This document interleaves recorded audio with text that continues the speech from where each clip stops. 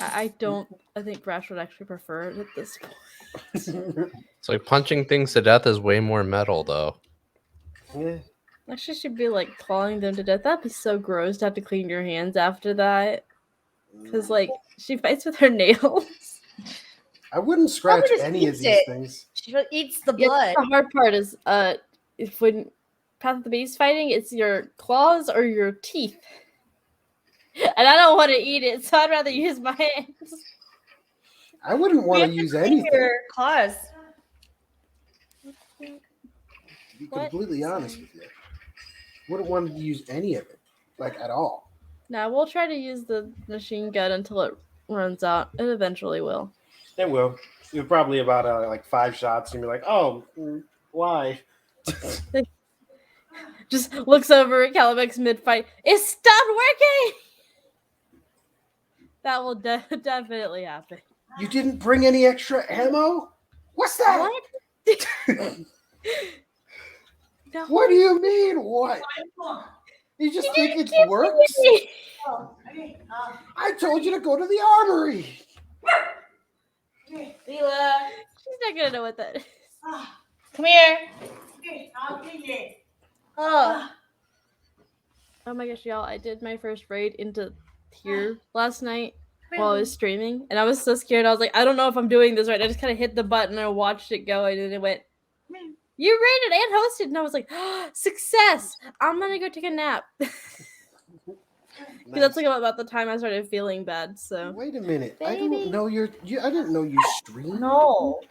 I do. I stream like I'm getting back into it. It's like Monday, Tuesday, Friday, Saturday. Well, I want to watch you stream. Do you? It's a lot of me screaming in Final Fantasy. Yes, I love watching people have a hard time in Final Fantasy. I understand. I call it a horde time.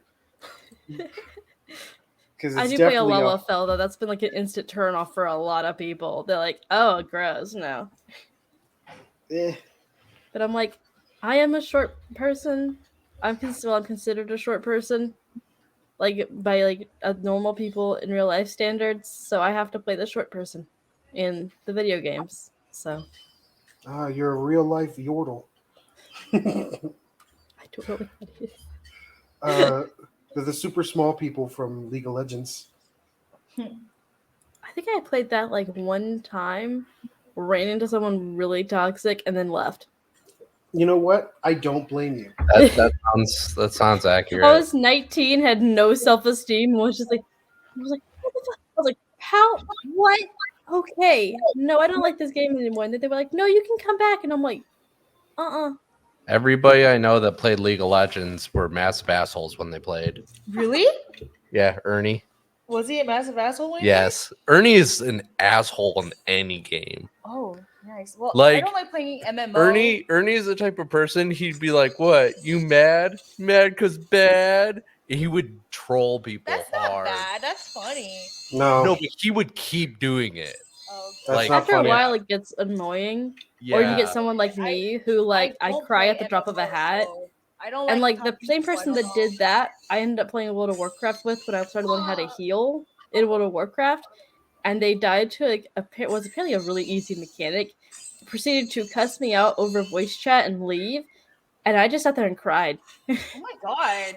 And so then like the lady that was with me, she was like 40-something years old, and she was like a mom, and she was like, oh hell no, and she went and hunted him down, like spam called him on Discord, was like, you don't ever, and she cussed him out. Then he comes back, I'm sorry, I shouldn't have lost my temper, and then I never played a game with him again. Wow, he actually apologized though. That's nice.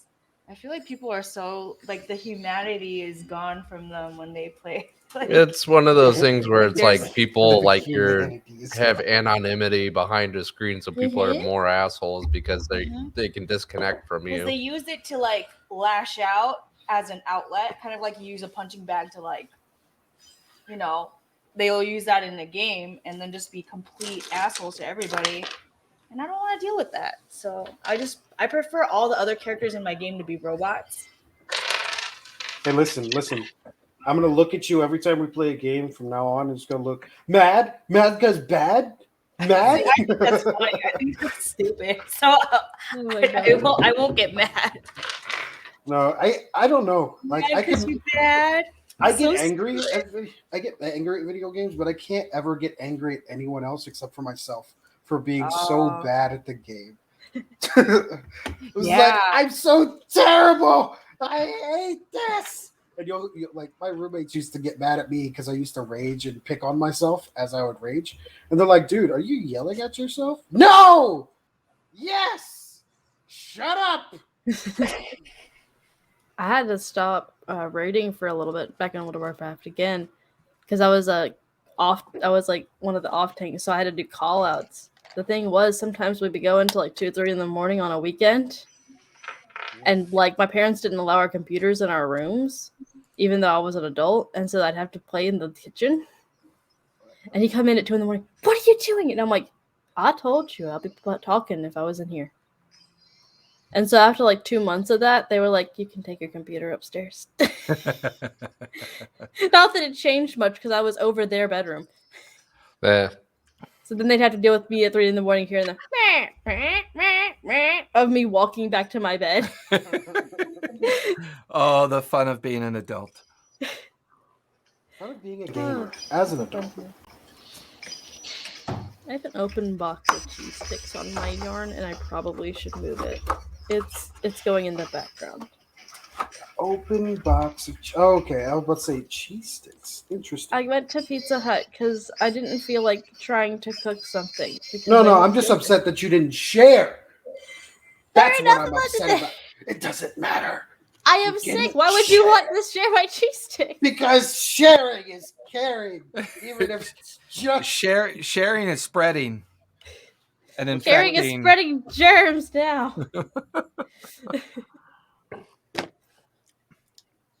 Listen, it's Oh. the thought that counts. And you brash, you need to send me your Twitch link, or I will beat you up after I Okay. find it on my own.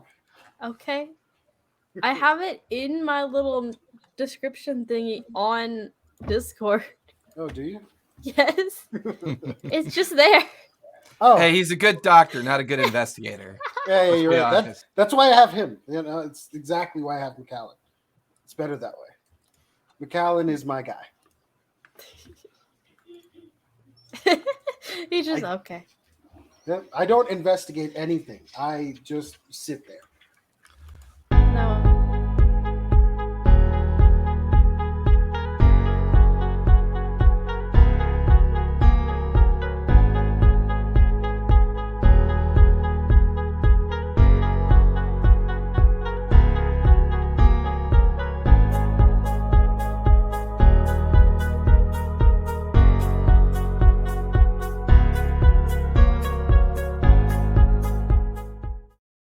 Oh my God. Happy Wednesday. The most exciting thing I get to do tonight is run these fools over with zombie swarms and undead flying creatures and horrors of the Zenich and the Nurgle gods are descending down upon. I made all that up. Well, most of it. No. I'm sorry. When did we jump into Warhammer? I don't understand when we jumped into Warhammer. Well, technically, the majority of the lore of the chaos of Warhammer is like established kind of lore brought in from other cultures. No. A lot of that came from other cultures that they just kind of built up upon. So yeah, a little bit of chaos, a little bit of nightmares. I don't want A to. mysterious basement with nobody around except moaning zombies outside the building, and the smell of burning and rot and screams of panic and distant machine gun fire. These are the things that make up a family-friendly game. Delicious. I love how you said all of that while just casually holding your coffee mug, just like it's a prop on. Just, you're having a normal conversation. Don't worry, it's a family-friendly game. In other words, families that are slower family members should be the ones that you run faster than so that they get eaten first. Yes. And so far, the fastest one in your group right now is McAllen with his steampunk legs. It's okay. All I need to do is turn them off. Actually, the cat. Spider legs. Calvix has got a That's- secret garage door opener where it causes the legs to freeze up. I just haven't used it yet. Calvix! McAllen hasn't pissed me off, so I haven't used it yet. You know, It's just- Emergency override. exactly. Emergency override 10-16. Don't worry, you won't be caught today. Oh my goodness. Well, happy Wednesday, all. We are playing the Descendants tonight, a alt 1920s history timeline game based on the collision of D&D, a little bit of Cthulhu, some madness, and some other mechanics, the new hero mechanics that I built up for the game. As we are 10 years after the destruction of the alt universe from which the newcomers have come from, with the exception of Kiki Lee. She comes from a totally different galaxy, far, far away. But yeah, we've taken a whole bunch of themes and kind of collided them together. We're using 5e core mechanics for the DC ability system, but the players get to build the characters any way that they want. They add the skills the way they see fit as they level up. We use milestone, but if they decide that something they've learned through the session or through the series of events that have led them up to a point when we have a milestone, then booyah, they describe it, we work it out, and they add it to their stack of abilities as well. And it helps to have a master surgeon in the works for sure. Because as Kiki Lee continues to make poor decisions and get everybody blown up, What? No. Calmex continues to put everybody back together again. There you Brash go. has not experienced these decisions yet, so she's still Yet. a little bit, in the weeds on that. Yet is the key word here. Yeah, don't get into. Don't like if we're in combat. Don't listen to Kiki. That's Unless she Don't do tells that. you to run. If she tells you to run, then it's probably a good idea to run. probably anything else though. Probably not the best idea. She's blown us up not once, not twice, but 3 times. I don't And- think that was my fault. I don't think that was neither a statement or a question. That was merely Kiki's way of defending herself. Call it what you want. Call it what you want. Call it what you want. So yeah, on that note, some exciting news. I will be a papa again here sometime soon. So our schedule is a little flexible for the next 3 or 4 days. Star Wars will be happening probably without me, but Enigma runs that game, so he will determine that when he talks to the other players. He also runs our Tuesday afternoon game, Titans Revival, which I highly recommend. It's a lot of fun.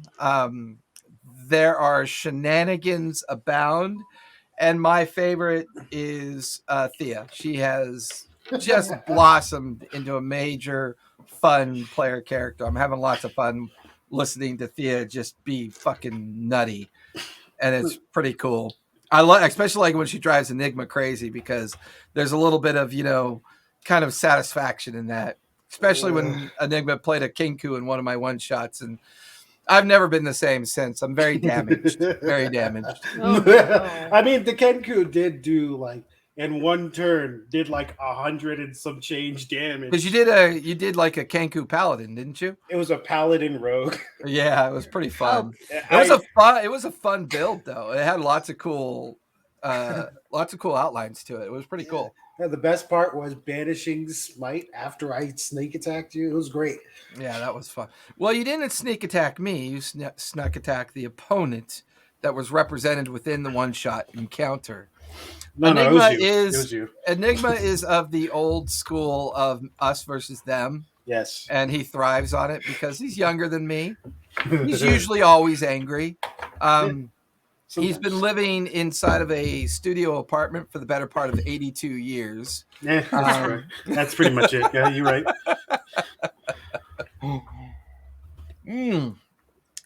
So we will recap here shortly. But all of the information down below has been updated. Our schedule has been updated. Still working on adding the D&D club information. If I have time before I go on my leave tomorrow, I will get the D&D club information updated on the about panel, so you can find our game that we run there as part of the D&D club partnership that TTRPG Academy is doing with them. The main focus over there is we're going to focus on helping DMs become DMs and helping players become players. I'm currently developing a toolbox system to help that. And I am now formally writing something called the Continuity Framework, which is a system that I'm designing to help players and DMs get into the gaming process, getting them together, getting them, and join our Discord, folks. It has gotten super crowded right now. We just added another campaign. One of our Monday campaign is wrapping up. That's our Faerun Reborn. We're in the final arc for that. Maybe 2 or 3 more episodes left on that one. And then we will be building a new live in studio campaign for Monday night. And we are going to either base it on the land upon which Vasselheim exists in, or we may potentially run Marquette, or we may do comes out soon. we may do Blackmore. If I do Marquette, I'm going to be doing it based on the wiki and utilizing the wiki to kind of help support the lore for that. There's lots of cool stuff there that people have created and posted there. It's pretty fun. I love reading that shit. But yeah, lots of new things coming up. I don't know if we'll be live Sunday. It's still up in the air at this point. I think Debtor's Gambit might be taking Sunday off. The Absent Throne might meet because that's our later Sunday. So as long as there's no major complications and everything goes along fine over the next 2 days, we will probably play Sunday and then take a break the following Sunday, as 2 of our players will be absent. But we might do a one-shot that Sunday as well. So lots of stuff going on. We have our Monday night, Tuesday night, Wednesday night, Thursday night, care of Enigma.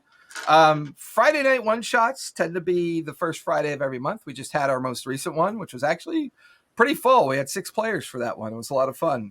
So I think switching it to once a month is going to make it a lot easier for people to plan. So we post that in the Discord. So if you are a member of the Discord, you can accept the invite and then come play live with us on Twitch, as it's super meta.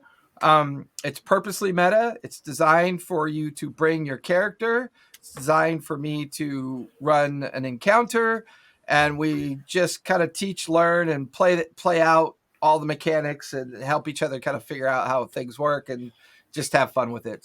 It's not serious by any stretch of the imagination. It helps Jason make new monsters to kill his players. That's what it helps. I will not refute that. Confirm or deny. I will not refute that. That is very true. So yeah, that's pretty much all the fun stuff we have planned. But if you join our Discord, you can win some giveaways. I think we had close to 30 people join our Discord within the last week alone. We are super close to that 400 level. Oh, and I will be posting the giveaway for the 400 to 500 level followership for Twitch. So now that we're in that run to get to 500, we'll be sharing and tweeting out both in the Discord and in our socials this really cool giveaway to say thank you to everybody that helped us hit our goal before the end of the year. And we hit that 400 mark almost near the very last day of the year. It was really fun. So really cool. And yeah, here we are. So let's recap. I don't want to die. I really like this character. I don't want to die. Either. It's really bad when your character is based on taking damage. Where we last left off, the team had managed to learn a great deal about the UFO that was discovered near Suttonville. They also learned that Suttonville itself, the remnants of it, seem to still exist as well, although in a very kind of desiccated and corrupt state. It was also realized that all of this distraction, all of these end runs and red herrings that they were on, seemed to convince all of them, including the now head of the Unity, as she seems to be the only representative around at this point because of the failure of the other agencies to be trusted.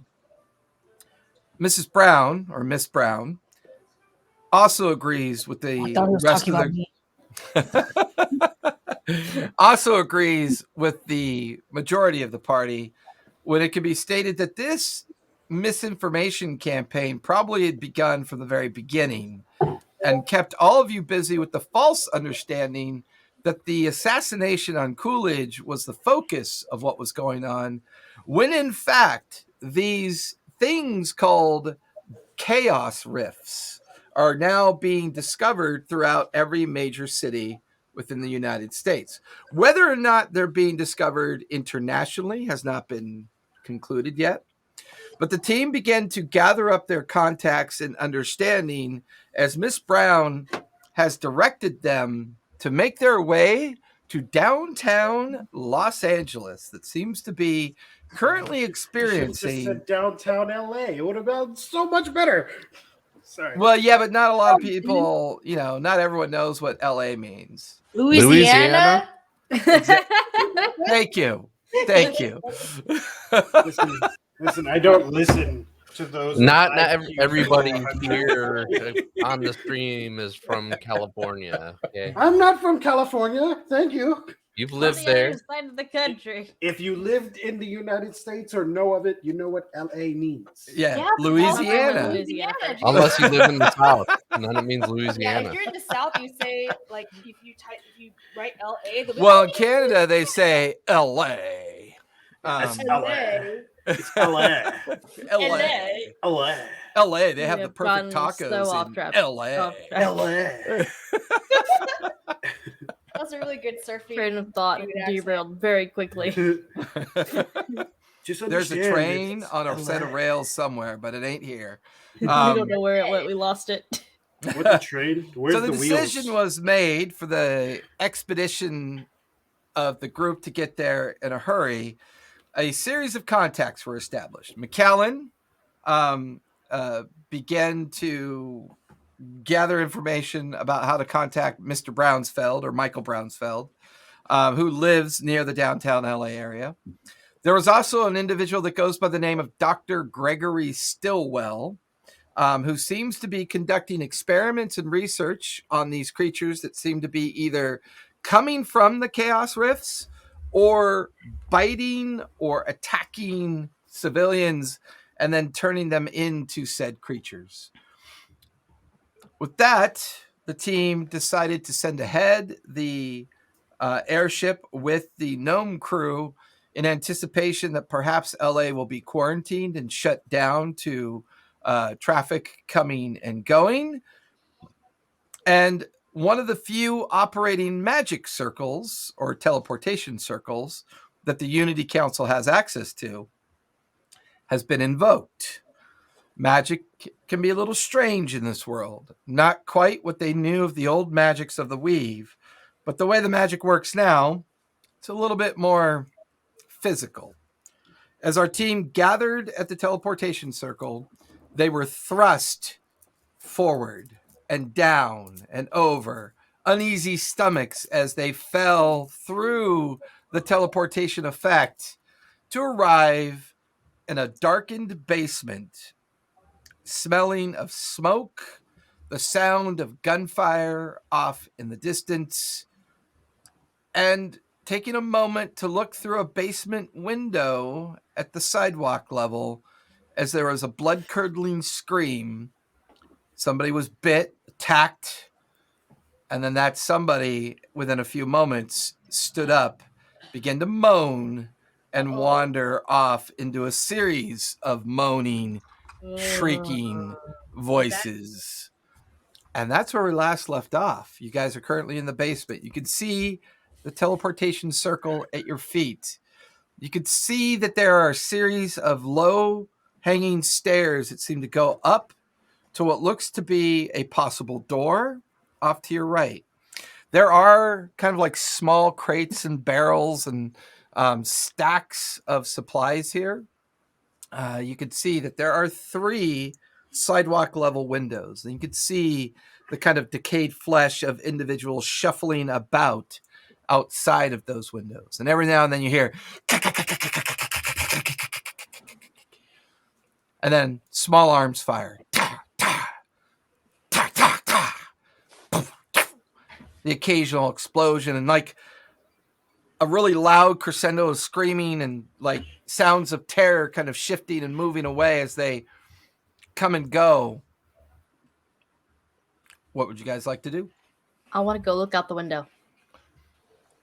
Brash, as you make your way over there, what are the rest of you doing?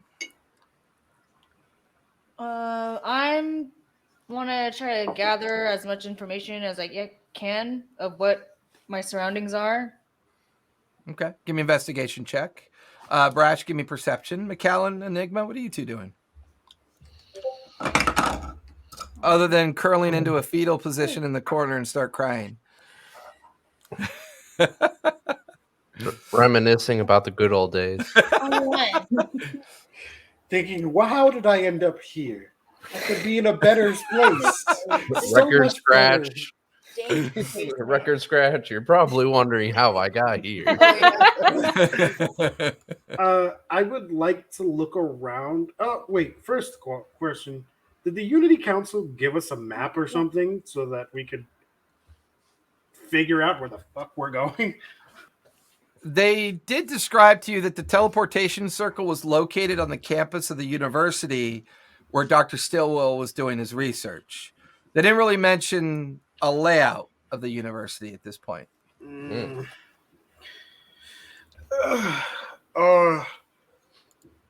Guns. I'm going to Check investigate guns. if there's anything to describe this area. That's what I just did. Well, no, not looking out the window, like looking for like materials, like maybe a I'm not campus I'm just map or looking anything at like that. Our surroundings, and gauging. I don't know any information about the sounds we're hearing, what's going on, what's the smell. Yeah. I rolled 21, by the way. Okay. Calamix just takes out his 1911, looks at it, make sure it's good.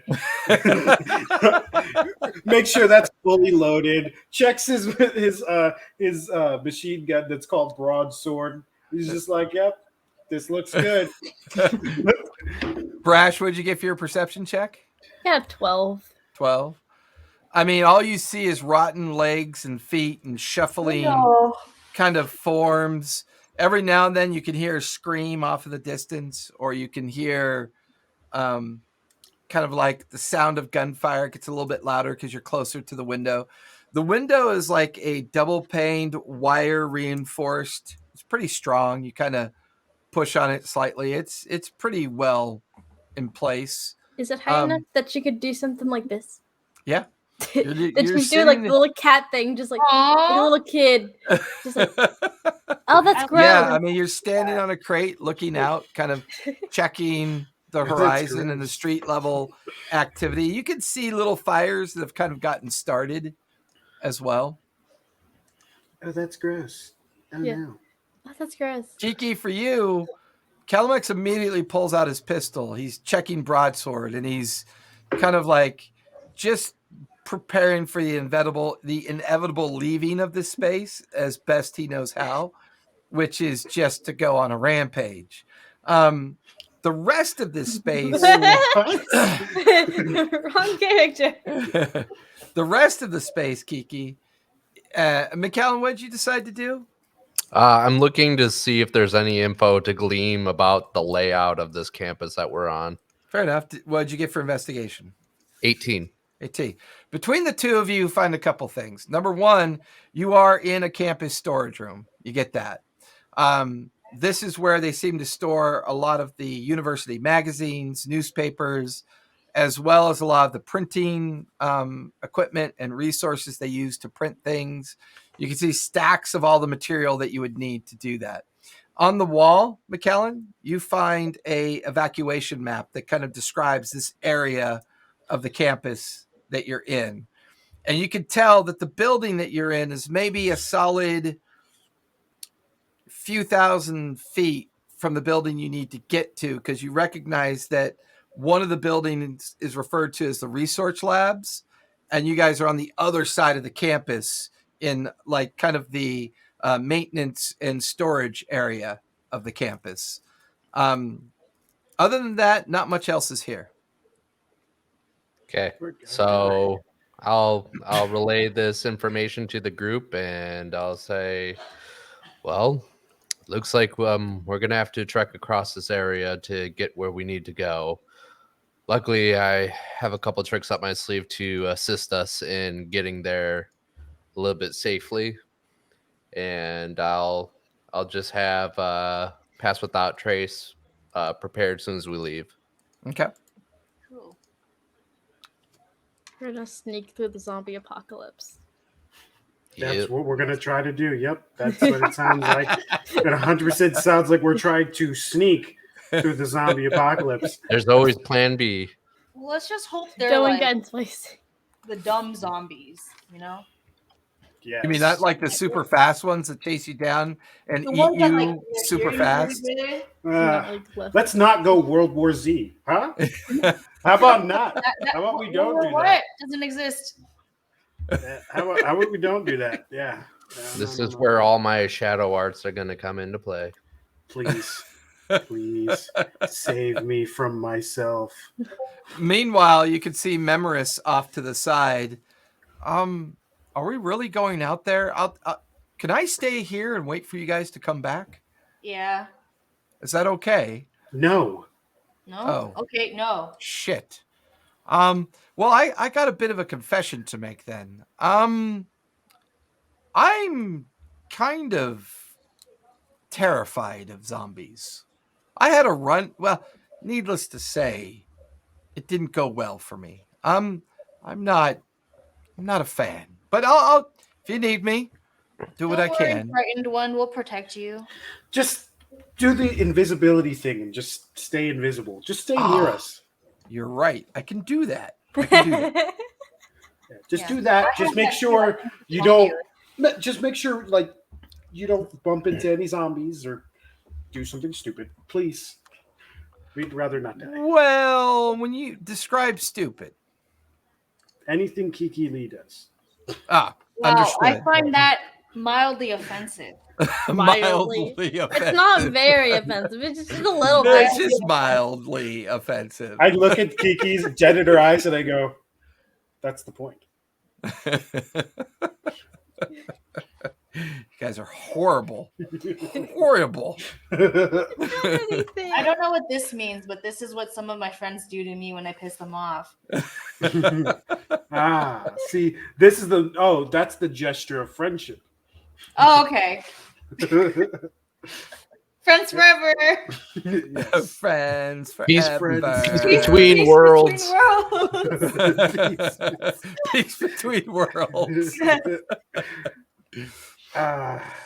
We gotta love alien technology, huh? Not to mention the just huge amounts of pop culture referencing for sure.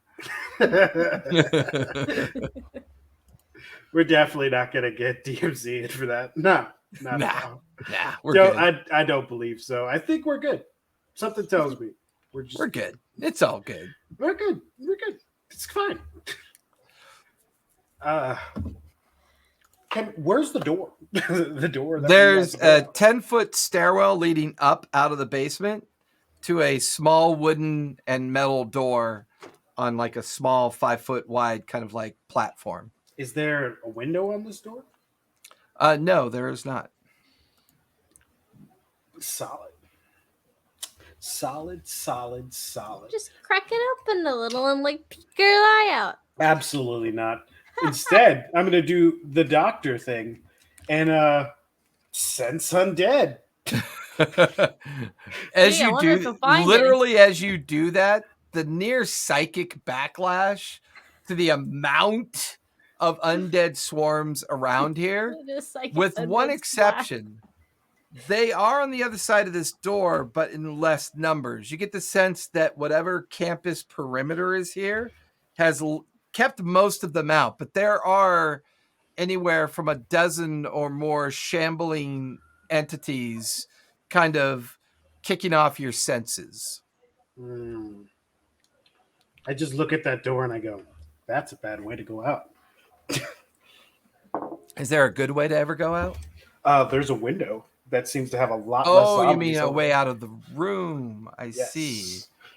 Crash is gonna push on the window that she's still like peeked at. She's just gonna. Can I? No. Give me a strength check. I was like, where's my strength? Oh. Unnatural 20. Yeah. As you go to push on it, you realize that the latch is locked, but more concerning or confusing, depending on how your point of view is.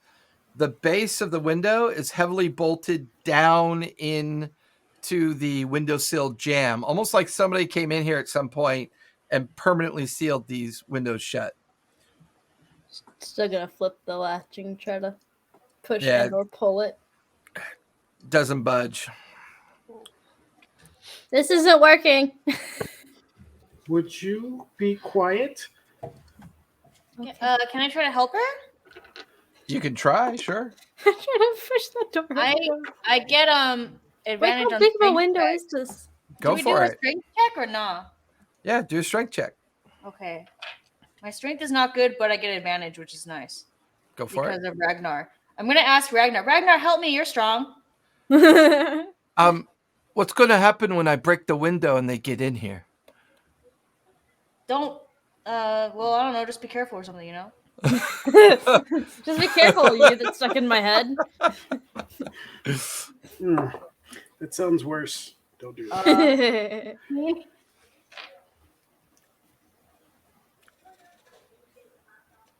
What'd you get? 16. 16? Yeah.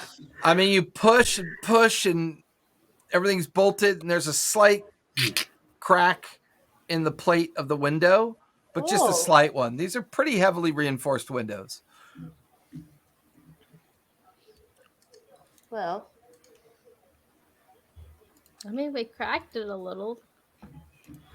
It was something. Don't do that. But We need not to die. Thank you. okay, so Well, what are then we look trying to around do the right corner. now then? Escape quietly? Okay. There's literal hordes of zombies all Meanwhile, around there's us. a disembodied voice. I think escaping quietly is a good idea. Yeah, As Memoris, Memoris is now invisible. yeah, Memoris Oh. is just not helpful at all. Rush does the. Oh, I can't do that. That makes me dizzy. Hold on, I won't do that anymore. Yeah. I will put my head down for a second. Oh, that was bad. Do I have Getting connection inside to my is infection. network? Can I see like not fun. the safest trail out of here? The network kind of, yes, mistress. We are calculating a plot. Unfortunately, the main campus has been overrun, but not quite as bad as the exterior of the campus. We recommend that you egress through the door, use the pathway to the right through the quad and the luncheon area, go through the backside of the campus and find your way to the research laboratory there. But be mindful, these creatures wander, and we'll try to update the patterns as best as we can. Okay, everyone follow me. That is the worst Okay. words I've ever heard in my life. Do it or die. Death is an option. All right. I'm gonna follow the way that they're telling me. I'm gonna say like, hey, follow me or not. I don't it's your choice. I'll just tell him, don't worry, I looked up the best path forward as well. I'll know if she's going astray. I still feel unsafe. I don't know why. That's your problem. I don't think we have a lot of Probably 'cause of the choices, my zombies. friend. I'm gonna start going the way that my mind's telling me, Okay. the network's telling me, and just slowly like looking, and then like tiptoeing and then like looking and then like tiptoeing. So when you go to open up the door, give me a sleight of hand check. Hey, oh, okay. I have a decent sleight of hand. 19. Okay. Now everybody give me a stealth check as a base for as you're about to. Ooh. And as soon as the door opens, I cast Pass Without Trace.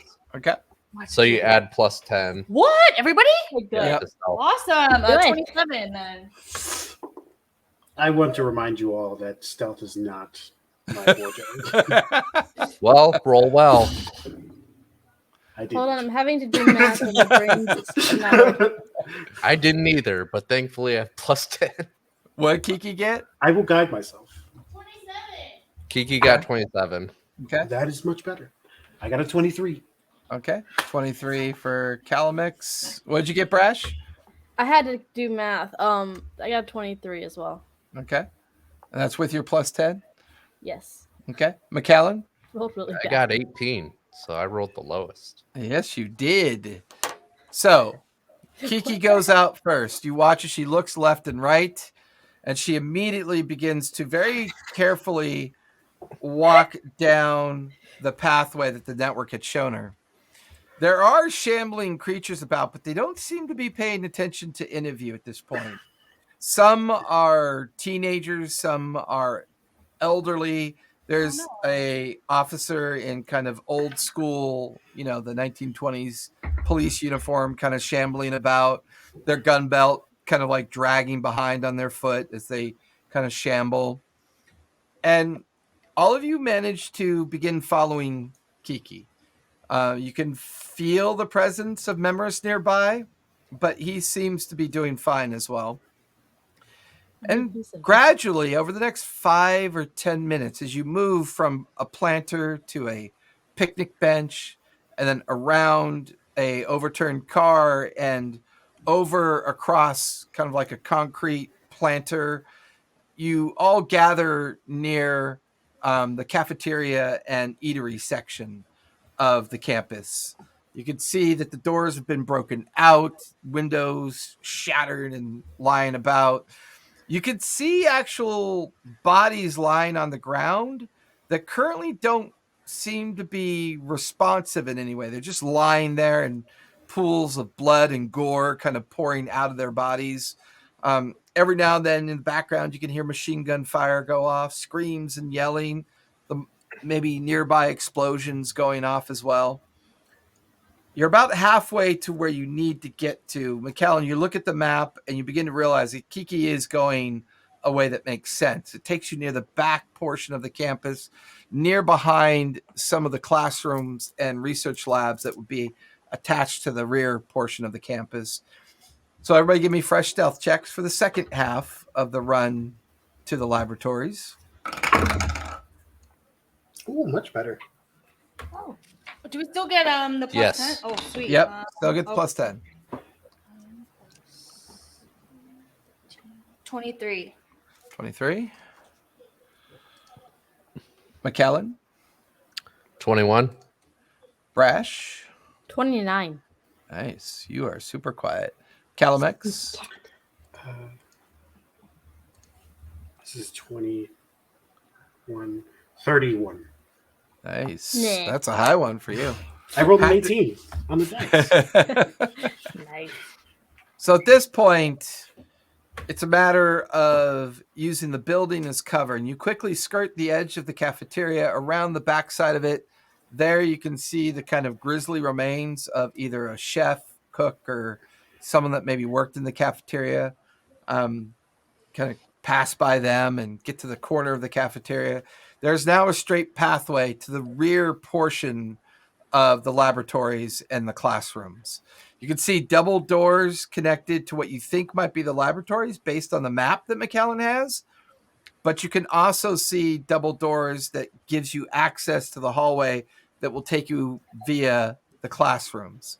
However, between you and that are maybe 10 to 12 of these shambling creatures. It's at that point, as you're about to discuss what to do, there's a loud metallic bang as Memoris tosses a rock over into some trash cans. and you watch as the shambling creatures begin to off into that direction, clearing the path. And you can see in the grass footfalls as Memoris is now racing towards the double door attached to the laboratory. Well, there's a good idea. Finally. Just gonna run and catch up with him. Rash, you start running to catch up. The rest of you, what are you doing? Yeah. Skirt along. I'm not gonna be far behind following with that one. the path. I'll skirt along at a leisurely pace, but a leisurely pace for me is also everybody else's normal movement speed. Yeah, I'm still focused on trying to get to safety and kind of looking back a little bit to see if everyone's there, but for the most part, just keep going. Yeah. As you guys gather at the laboratory doors, there is a brutish face with a heavy scar from eye to cheek. They're wearing a kind of fedora style hat. They seem to be wearing a trench coat or a heavy jacket of sorts. And as they stand to look out the window at all of you, kind of the four of you gathering there, they're carrying a very large machine gun in their hands. And then as Calamex is the last one to arrive in front of the lab doors, he quickly throws open the doors. Get in here, man. We were expecting you a while ago. What's going on? And you recognize one of the soldiers that is part of the criminal organization in the area. Yeah. I look around and I go, I don't know, zombies? Yeah, we're not calling them those. Those don't exist, man. Get in here. And as he shuts the door, you notice that he kind of drags the steel file case in front of it. There's a huge kind of like fire axe that gets jammed into the handles of the campus door. Dr. Stillwell's down the hallway. I got peeps at all the major access points. We sealed off the classroom, and I got a guy up on the roof near the power units of the laboratory to make sure that the power don't go out. Although we don't know how much longer that's going to last, but I'll stay here. Paulie is down there. Fred's over there, and Erickson's down there, and I've got Thompson up on the roof. Here, and he hands you a very kind of crude looking walkie-talkie device. Appreciate it. And this one's name was what? He hasn't introduced himself. Huh? Yeah, Patrick. Patrick. All right, Patrick. How much they paying you for this? Huh? Oh, it's not about payment, mate. This gets me out of the city, if you get my drift. Yeah, I get you. But I take out 1,000 and I say, split this amongst the boys. Oh yeah, thanks, Calamex. We heard about yous. Hey, you good with them medical devices that kind of like improves people's abilities to do shit? As he's kind of staring past you at McAllen, who's standing there waiting to figure out where to go with his like metallic legs, and you're like right here, and he's asking the question while staring at McAllen's legs. I go, how partial are you to losing a body part? It's not about losing the part. It's more about the fact that my knee just don't work like it used to. Something you can do for that maybe later? I just touch his leg and I just kind of look around and I feel, and I cast Cure Wounds, but you guys hear a crack as I crack his knee. Oh, fuck yeah. Yeah. All right. Well, yeah, holy shit, that's good. As you realize he had a dislocated kneecap that just kind of popped right in. But as you cured it and kind of reacted to it, you begin to realize he's got severe arthritic condition there as well. So there's a lot going on with that knee. You just merely kind of made it usable and serviceable again. I go, that's not going to last too long, but let's see how long we stay here. If we get out of the city, I'll fix your knee. Good man. You're a good man. Well, anyways, Dr. Stillwell, down the hall, third laboratory on the right. Some freaky shit going on in there. And he kind of like jams the drum of the Thompson with a fresh round and kind of pulls back the slide and goes back over to the door, leaning against the wall and kind of like staring like out either side of the windows. Keep an eye on things. So there's a total of 7 of them. I only had the leader's name because he's the only one that matters now. Yeah, I mean, Mobster 1 through 6, and then there's Patrick. Yeah, and then there's Patrick, and I have under quotations bad knee. Yeah. So as you guys begin to go down the hallway towards the doorway, everyone go ahead and give me perception checks. Perception. 16. Okay. Oh, no. Like all these things are gonna be high, and then it gets to something super important. I'm gonna roll like a 1.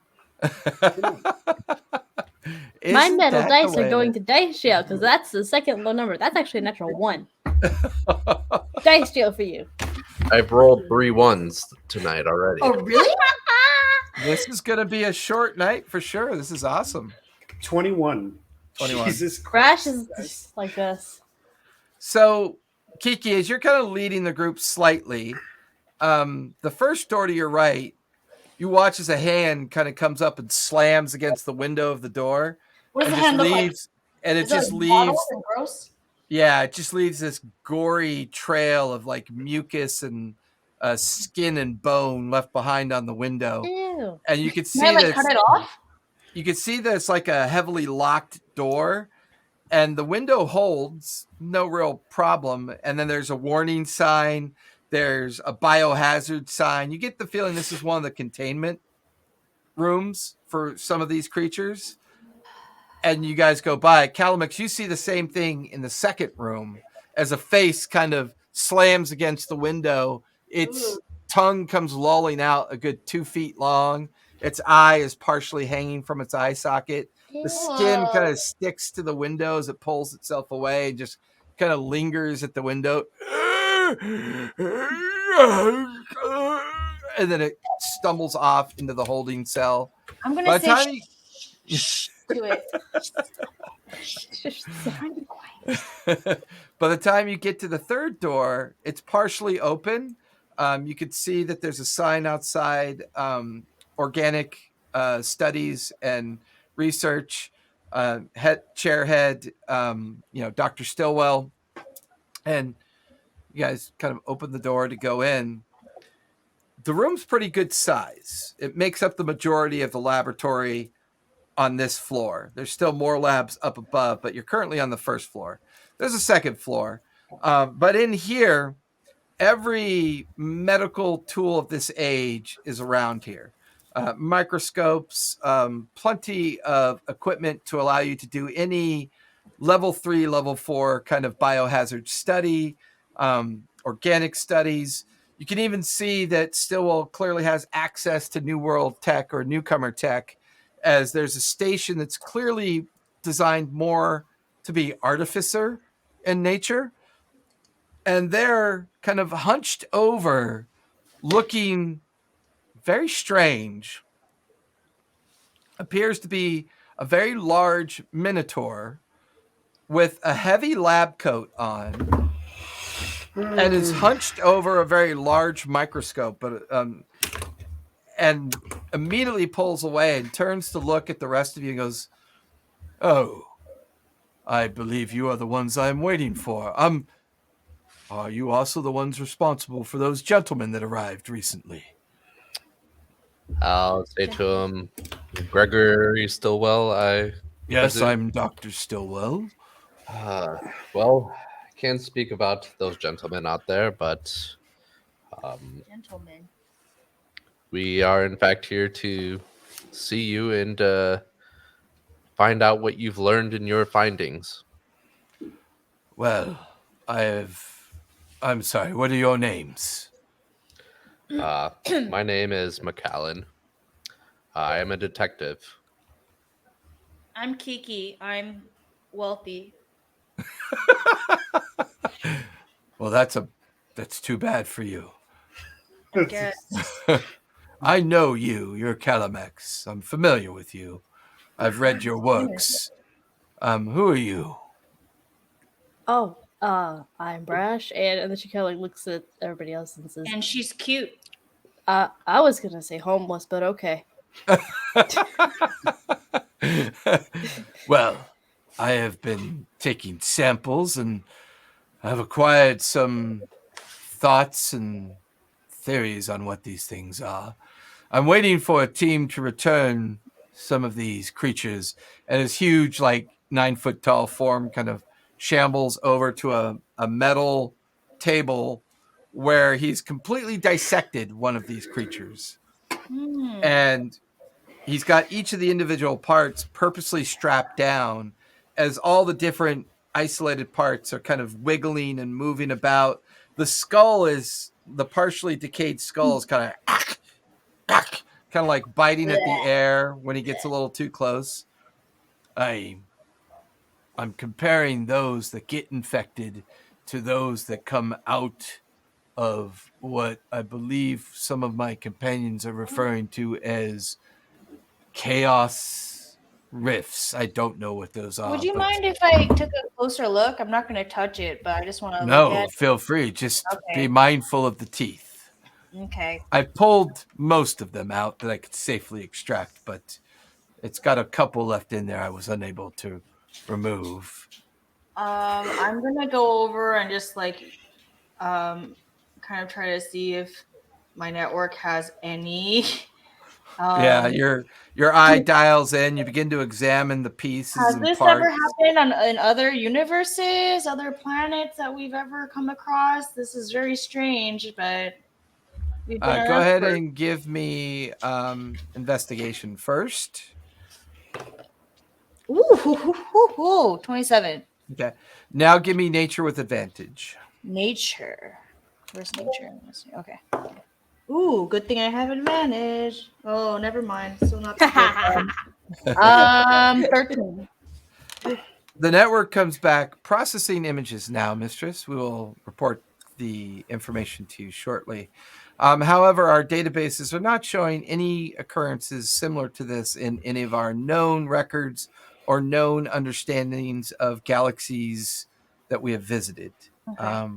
Please I'm gonna stand talk by to as we Ragnar. process the imagery.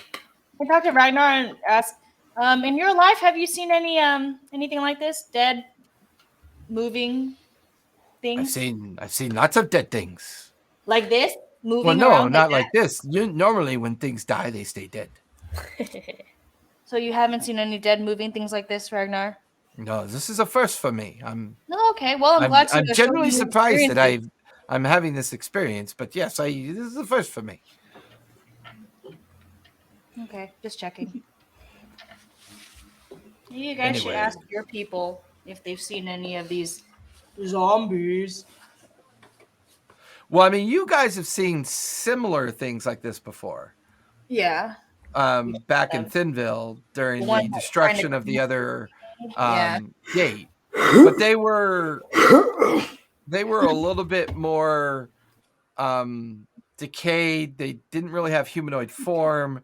They were a little bit more beastly and feral in their like overall kind of behavior. These have more distinct humanoid looks and appearances about them. And as you're examining it, you can feel Stillwell next to you. This one was one of the professors here that became infected by one of the others that were infected. I have a team bringing back samples or surviving creatures that come out of the rift. I believe the one that I sent them to is over by the church, not more than maybe a mile from here. That's where one of the rifts are. There's one located near City Hall. There's another one over by the National Guard Armory, and there's another one over by those new buildings that were built. They're calling the place Hollywood Land.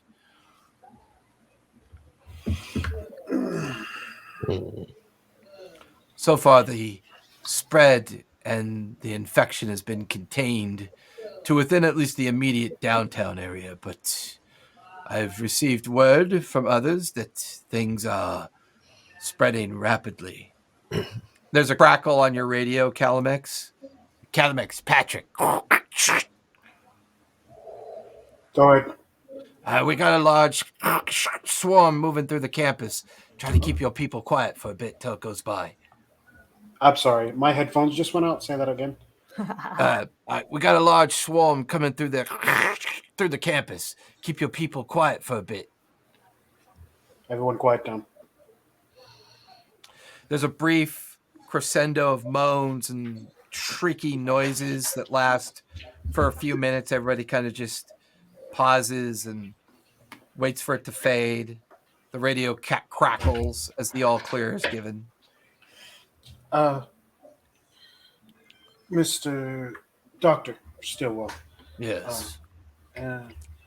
You said you went through all of my notes. Well, I'm familiar with your studies. Someone by the name of Miss Brown had forwarded some of your other works to me as well. Felt that your understanding of bioorganics, biomechanic organics, and the study of wound culturing and your studies of the Spanish flu and other viral diseases might help me. But so far, most of what I've encountered is quite unique. Nothing I'm overtly familiar with. I put down my doctor's bag and open it up.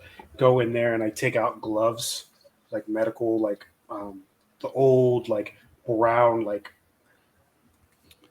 go up to here gloves. The ones where you go into a cow's ass all the way up to your armpit. Yeah, exactly. I take them out and I look and I go, show me. Over here, please. I have a separate specimen. I've not quite taken this one apart yet. Now, the one that your friend Kiki is in front of, that one was infected less than 24 hours ago. They turn almost instantly.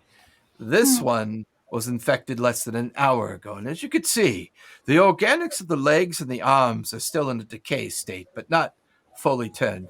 Their eyes glaze over. You could see that they become feral as he puts his hand over the creature's face. And even though their eyes look kind of heavily calloused and covered in the white film of some kind of membrane, they kind of chomp at his finger and hand, but even though the steel restraints keep it pinned to the table.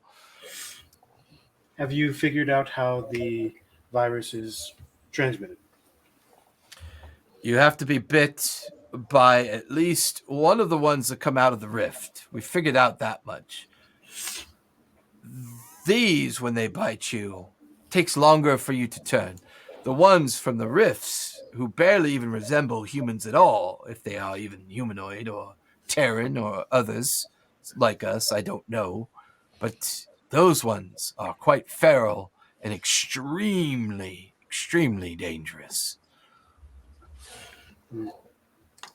Have you dissected the brains at all? Well, that's the thing. And he takes you over to a third, smaller table where 3 heads have been purposely opened up. And he points to a bowl filled of just like this weird viscous liquor, like fluid. And he goes, well, this is what comes out. And it's in a self-contained like glass orb. And you watch as pseudopod kind of tendrils stick to the interior of the glass and kind of oscillate and pulse and shift about. And then it kind of settles back into its gelatinous mass. I don't like it. It's gross. I need to do a nature medical check, I please. Because if my theory is right, this is terrible. That's really good. Awesome. Plus medicine, which is a +7. So that is a 27. Okay. What are you trying to put together with this sample, what you've seen so far? You can see Kiki's over at one table. While you're doing this, Calimax and Kiki, you're over at the other table. McKellen and Brash, what are you doing with your time within the laboratory? I'm kind of just standing by Calimax and trying to take in whatever information I can about, what they're discussing. Okay. Brash? I know I won't be very helpful here, so Brash has found the nearest empty corner and has sat herself down and is quietly fidgeting with her tail. Okay.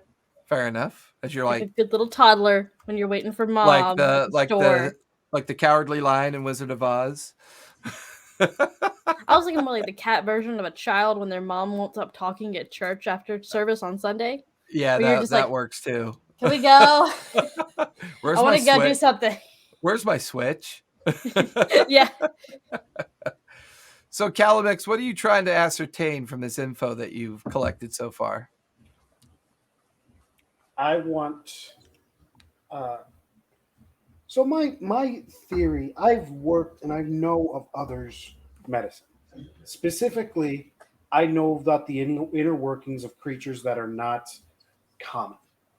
Fair. Specifically, a mind flare tadpole, and how that works. I know how it latches onto a brain and then slowly absorbs it to the point where it becomes its own brain and then breaks out of the body. This isn't working that way, but it's similar, where it's taken the brain and morphed it to its own self.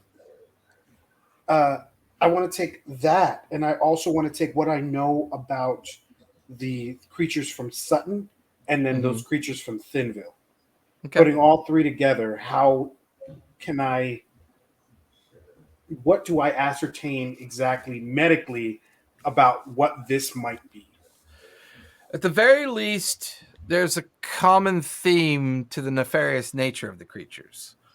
They all seem to be spawning from something that could be similar in nature.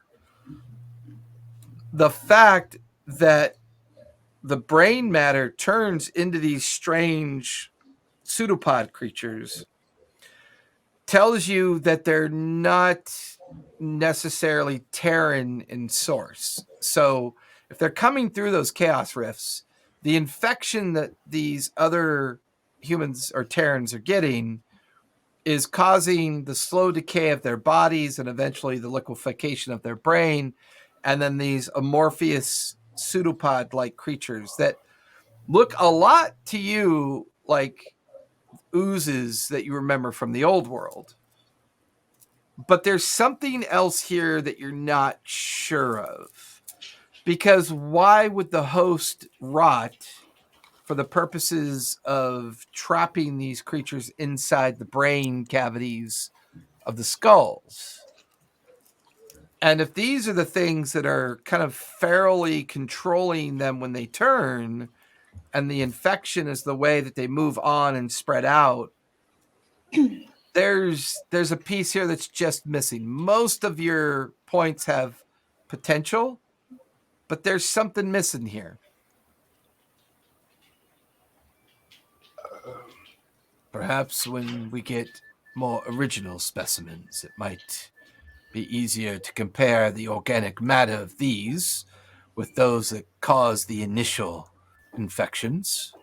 I'm confused about why the thing inside the brain has now essentially decayed everything else and leaves it eventually will leave it desiccated. So the fact that it can't move, I don't understand. It's a good point. It's almost as if these creatures are a one-way trip only. Perhaps to clear a path for something else to come? If that is true, then that is dangerous in so many ways. Is it the rift that is the greater concern? I think so. If these are just coming out to clear the way, what is behind them is the problem. The radio crackles. Dr. Stilwell, the truck's here, sir.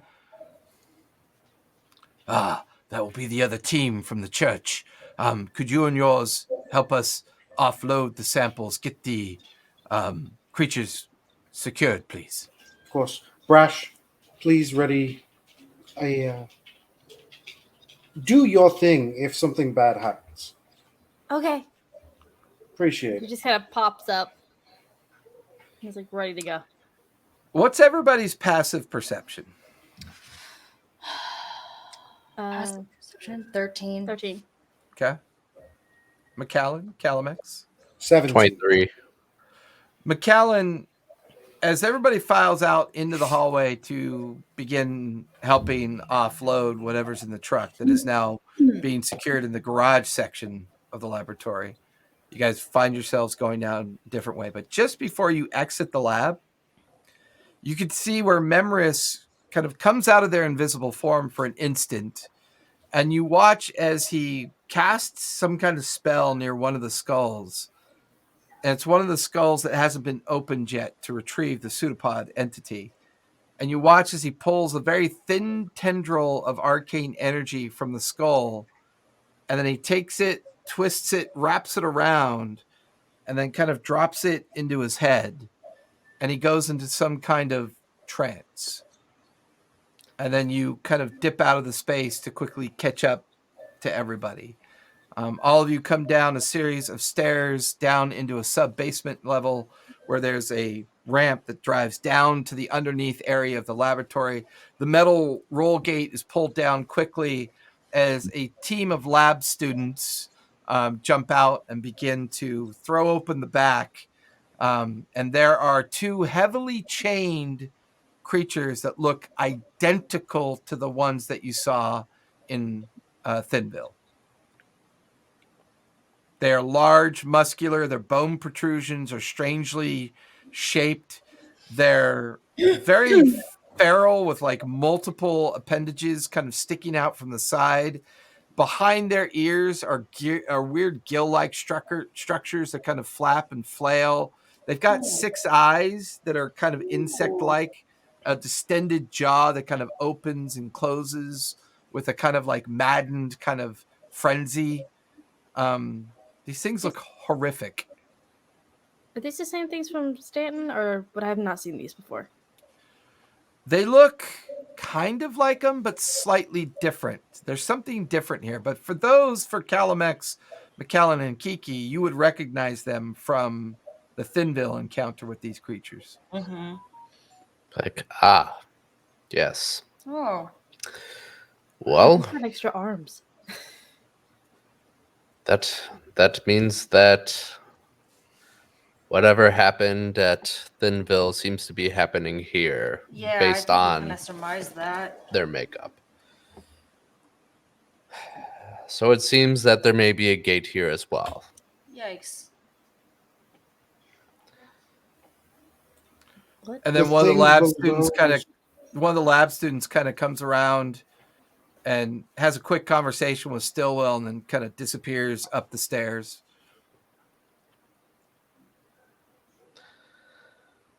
I'll tell Stillwell, well, we've seen creatures like these before. There was a town along the border when we were doing an investigation that was overrun with these creatures. Yeah.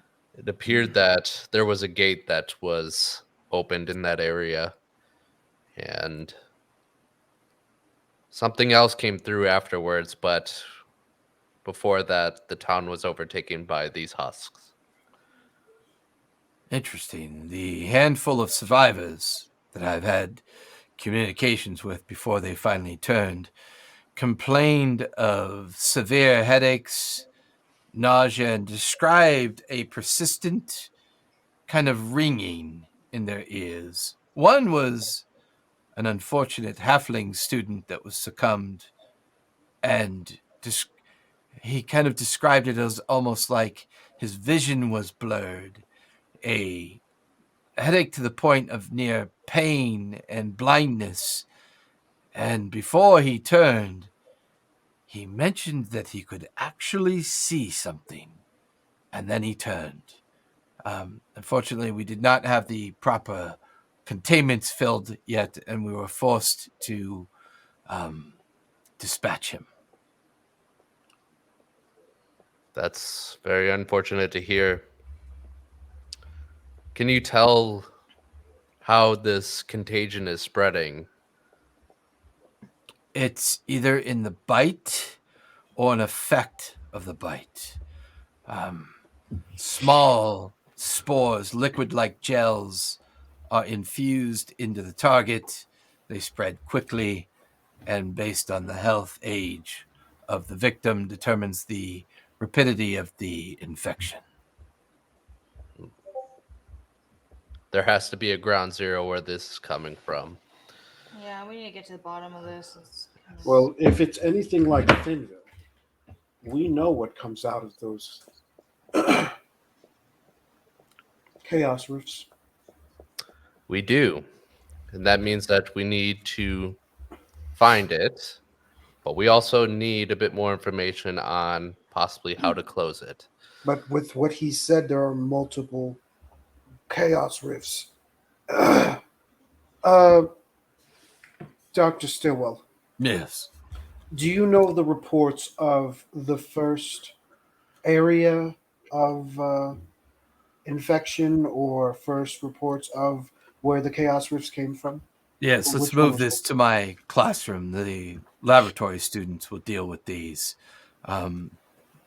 And he kind of ushers all of you out of the garage area, back up into the first floor, and then over to one of the classrooms that was on the other side of the hallway. And as you step into this space, all of his research is laid out at this point. This is where he's been studying extensively on all the evidence and everything. The network immediately clicks in and your eye oscillates all the way open as it begins to record everything that's on the chalkboard, the bulletin boards. You can see where a projector screen is up and a very close-up detail of one of a picture of the Chaos Rift is displayed in great detail, although high def doesn't exist yet, so it's a bit blurry and distorted and not quite that easy to see. You can see 4 or 5 chalkboards just covered in formulaic analysis in regards to organic chemistry and other kind of like organic science references. You see stacks and stacks and stacks of documents and dossiers and folders and manila folders and books of all manner of reference in here. You can see a cot of steel, a very like almost like a hospital bed, quite large over in the corner where maybe he's been sleeping. Stacks of like used food wrappers and other things that he's probably been living off of as he's been here for the better part of 2 or 3 days now since the outbreak began. And he walks over to a chalkboard and begins to erase it quickly, and he begins to write locations and information. So what we do know is that it began at the church. It was reported to us from there, and then from there, gradually these rifts begin to expand. As you can see in the picture, they're roughly maybe 3 feet across and 6 feet tall. Not very large. There's a periodic expulsion of these creatures. They come through in 2 and 3, and then they skitter out in amongst the crowds to do their whatever it is that they do, spread their infection, spread their controlling agent amongst the crowds. Unfortunately, 2 days ago it was Sunday, and the churches were quite filled with people. Now, after that first rift appeared, he starts branching off like a line to City Hall, and then a line over to the military reserves, and then he begins to branch out to the point where those of you staring at this pattern that he's beginning to build, go ahead and give me a religion check, please. Everyone? Yep. I don't think I'm religious. Ooh, I got a 9. my first good roll of the day. Not me. I got I'm a not 6. religious. I'm not Nice. even looking. My species doesn't have religion. It's I, negative. My I species. rolled a 22. Okay. Calamex, what'd you get? I'm And- nice. Calamex is still doing long division. 25. 25. So McCallan and Calamex, being otherworlders and having a sense of arcane understanding, you're seeing a very, very clear representation in gargantuan form of a summoning circle. The way the placement of the rifts, the location of the pattern and the realization that when Dr. Stillwell mentioned clearing, they're infecting the area in such a way that the summoning circle wouldn't be disrupted. It maybe takes up about a 5 square mile area. Okay, and at this point, I'm assuming that the circle's not fully complete yet. There are 2 points that are missing. One is the on the other side of town, there is a highway and maintenance yard that would definitely be in consideration. And in the other part of town is a rather large representation of a series of apple orchards and like farm representation. And it's referred to as the Orangeville Farm, and it is an area of LA that's never really been fully developed yet. And it's close to the Hollywoodland properties, so you get the feeling that this is all kind of part and parcel of the landmass. These 2 locations between your and Calamex's role, you realize these are probably the next 2 locations for rifts to appear. I'm gonna point that out to everybody. I'm gonna say this is a summoning circle. Ooh. Oh. What is a summon? Stillwell stands back and looks at it. By the gods, I did not see that. And then he begins to do computation and calculation as you and Calamex mutter the locations, and he draws 2 last lines over to the 2 last locations. These are now evacuation zones. These 2 locations were the last place we could send people to safely hide from these creatures. There are thousands of people located in those locations. I don't think it was an evacuation zone. I think they pushed you there. This was It coordinated. almost seems like this was planned. Yeah, this was coordinated. Sacrifices. And this is where we need to go to stop this. We need to get those people out of there. Well, the greater question is, can we, if we prevent the rift from forming, does it cause the rest to collapse? If I recall, arcane power feeds upon its conclusion, not necessarily sustainable. If this truly is the representation of a large summoning circle, I believe that if we disrupt this pattern, the other portals will close and the summoning circle will collapse in on itself. This is basing these things off of basic arcane. Old world magic is the only thing I know. This world does not have a cultural interpretation of magic. I apologize. I don't mean to say that you're wrong. Oh, no. I think pointing out that my limited knowledge may have less to do with what goes on here, but perhaps what we're experiencing is a fragment of what our old world experienced, perhaps. I would like to make a call to Miss Brown. We do have a radio. No. I just take out the stone. Oh, Yeah. We have oh my. Rocky communication. Talkies. I go, Miss Brown. Don't worry about it. There's maybe a minute pause. As Calamex, please go ahead. Any location that has been deemed as a rift zone needs to be marked on every map and cross-examined for a summoning circle. When you say summoning circle, do you mean like the Yes, arcane? like a summoning circle. My.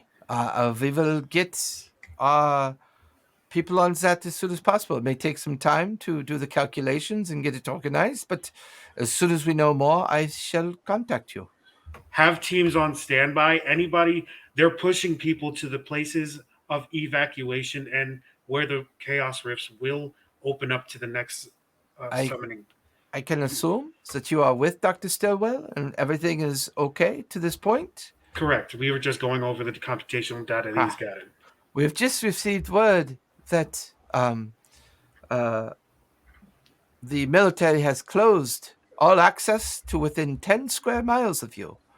They have set up barriers, and martial law has been declared, and that unfortunately getting out may be difficult. However, we are currently working with some of the local authorities to make sure that there's an opportunity for you to be able to get out in case you and Dr. Stillwell and the others are successful in your studies and research, and we could possibly use these as a way to stop the others. Please, as soon as you know anything, report in. I will do the same as soon as we finish our calculations of the other major cities. Thank you. Oh, Mr. and we can also confirm that Moscow, London, Paris, and Tokyo are having similar experiences. Can we travel there too? That would be fun. We do have representatives and teleportation circles there. Unfortunately, the one at the campus that you are at is a one-way trip only. It was the fastest way we could get you there. I have a question. I just look at Dr. Stillwell. Yes. If these are summoning circles, and the creatures that we have seen, I look. Oh, McAllen's not there. I kind of looked at McAllen, but I say if He's back. Here. I look at do. McAllen and I say, if these are summoning circles, and these are creatures that we have seen before coming out of them, He's doing math as he's listening to you. I say, what if these are tentacles that are going to be summoned, or nests for them? The cult of the beast, I believe you've called them, Brash. Oh yes, Cult of the Beast. Well, it's very possible. I mean, I assume that these tentacles, are creatures themselves trying to come through. What if it's possible one that I didn't know. large creature that is trying to come through? it could be. If it's anything My as approximations at this point are either that what you are saying may be correct, or that the attempts to bring this creature through before have failed because the areas that were selected were not large enough. Hence why they may be targeting large cities now. Oh. But of course, this is just a hypothesis right now, and I agree. the only way to really know is to let them open, but I'd rather not find out. Agreed. We do need to get to these. Which of these two areas is closest? Looking at the map, Or Tokyo? No. To stop the circle from being formed in LA. Darn, I wanted to go to one of those.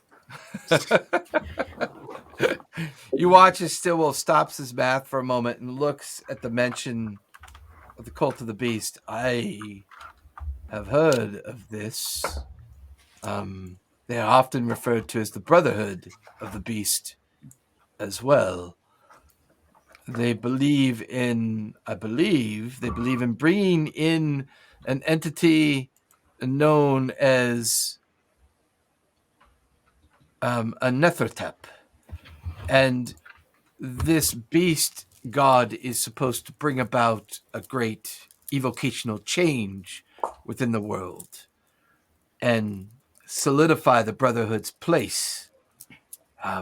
There are many in the historical terms of the place here.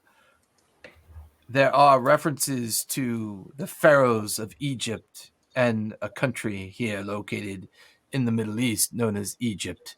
And most of the studies and understanding of the Brotherhood of the Beast are from that region. If that's come up before, this is not otherworld concern. This is something else that might have already been here and is now coming to the surface of this world. Well, I would like to remind you that there were many entities that would disguise themselves as other entities to confuse and misdirect those who thought they were righteous. And if it is one of those creatures from our world disguising themselves as whatever this creature they think it is. So you think this entire thing is coordinated somehow? I do. I think the Brotherhood But the of amount Beasts- of coordination and power and dedication, I mean, take about 10 full years of infiltration, understanding, and world organization. that is a good point. The long view is difficult for someone like me. I study what's in front of me. I agree, and I'm with you. But because of the new things that I've been doing, I've Yes. learned that the long view is just as important as what is in front of you. It's strange because the people that make up this world are so short in their lives and so careless in how they live them. So we can assume then the gate that we took from our world to here is Not somehow an it accident. is somehow at play as well. I believe that it is an organization that came through the gate. Huh. We have been dealing with entities that has Well, unfortunately led us to this answers a very specific question for us. If we can dispel just one of these gates upon its arrival, the circle will collapse. We can then test that theory here and pass that information on to those that need it. agreed. The question is, if we cause the gateways here to fail, once again, if this is arcane magic of the old world. And then he goes, what were the other cities that your contact mentioned? I believe New York, Miami, Dallas, every major city Chicago in the or no? United States. Yeah, it Chicago. begins. Yeah, he's like beginning to do calculations, and then you also mentioned the international locations. It is a circle within a circle, and you can see where there's the LA pattern, then there's the major city pattern, and then there's the international pattern. I immediately just take the stone and go, Miss Brown, you have to get teams to stop that. We know it's a summoning circle within a summoning circle. You have to get teams out We there. do not have the personnel to get to so many places.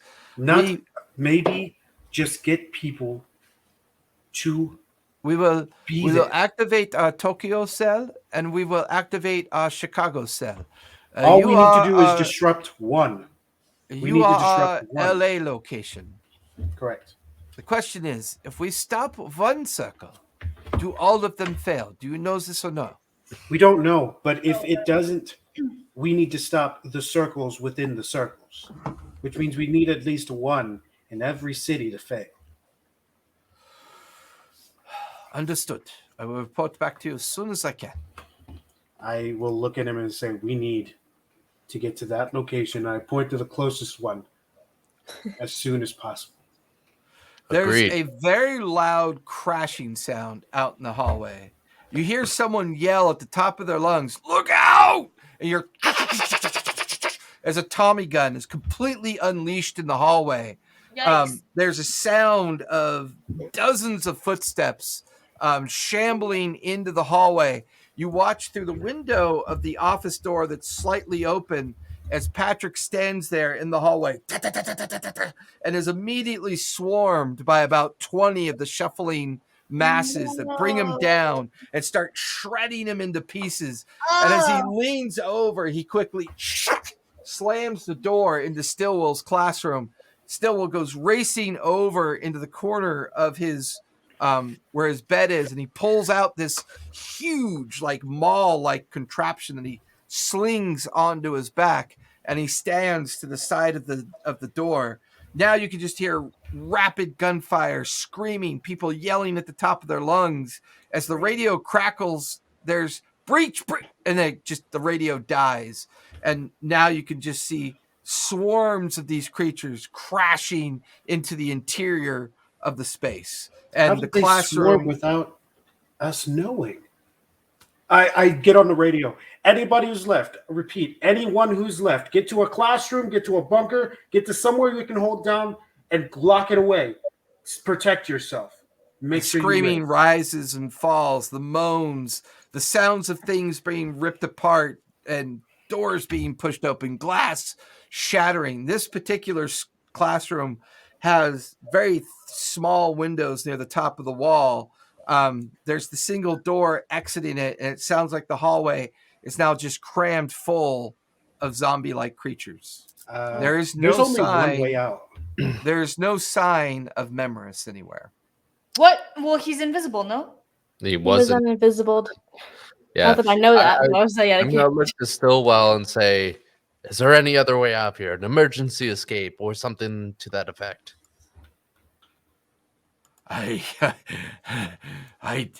This is the only door in and out unless we could figure out a way to get through those windows. These are classrooms, not planned places of refuse. Should we I all have javelins. then? I'm gonna start investigating to look and see if there's something we could use to climb out of the windows, like stack up desks Are the or windows really high up? anything like that. He said they are like How high are the They're classrooms? they're Yes, about yes, 6 feet totally. up off the floor of the classroom. They're maybe 2 feet tall and about 3 feet wide. Okay. Almost as if they were designed to minimize light into the space to make it easier to do, like look at pictures, study stuff on tables, and make it easier to control the light in the space. We just need one I desk. I would It's only like 6 feet up. as yeah, this but is I all don't. happening I and don't they're all know if doing me and that. Stillwell will fit through. Calamex is standing by the door and he's gathering radiant. So, are we just completely being bombarded right now? Because if Mhm. so, They're gonna really push through matter. this door eventually. They Yeah, we need hear to us. burst through this door. Or through the Warning, wall. Mistress. Yeah. The network has reached a state of alert of level 3. The campus is being overrun by, latest count, roughly 5,000 individual entities. Wow.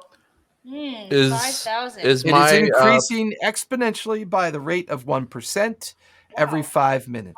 Can you find the best way we can get out of here? Whether we break through this wall or... Calculating now, Mistress. We are calculating now. We should have this information for you shortly. 1% of 5,000 is 5. Yes. That means there's another 5 every minute. Every minute, yeah. Yeah. That's a lot. Is my passive high enough to realize what Calamex is doing? Give me You've an seen me do arcana. it. You've seen me You- do it again before. Yeah, you've seen him do it before. You get the gist of what he's trying to accomplish. Okay, so I'm gonna ask him. Do you think that you could get through that wall? I can make a hole. It's not going to be fun. I'm gonna It say, doesn't have to be fun. well, For everybody us. else, I think it's gonna be best to. At that moment, as Avoid that a conversation plays out, you hear machine gun fire coming from the roof of the building. Oh, we need to go up. We can go up. There's men on the roof. Yes, know but that. we would have to get to a passageway to get up there. Well, Well, I can make a hole in this. Yeah. And Make my a hole plan for is the roof. no. My plan is to make a hole. We can stack the desks after he makes a hole. No. I can't make a hole in the roof. What I'm saying is my channel divinity. I'm doing that. That's what I'm gathering energy for. Okay. Channeling divinity. That means I could destroy undead. Oh, that's great. You But can make a hole in 5,000 the is a lot. zombies. Got it. This isn't 5,000 inside this building. There's 5,000 on the campus. Yes. You can't Overrunning. pretty big. We just need to break a hole and get up there. Okay, we can do that.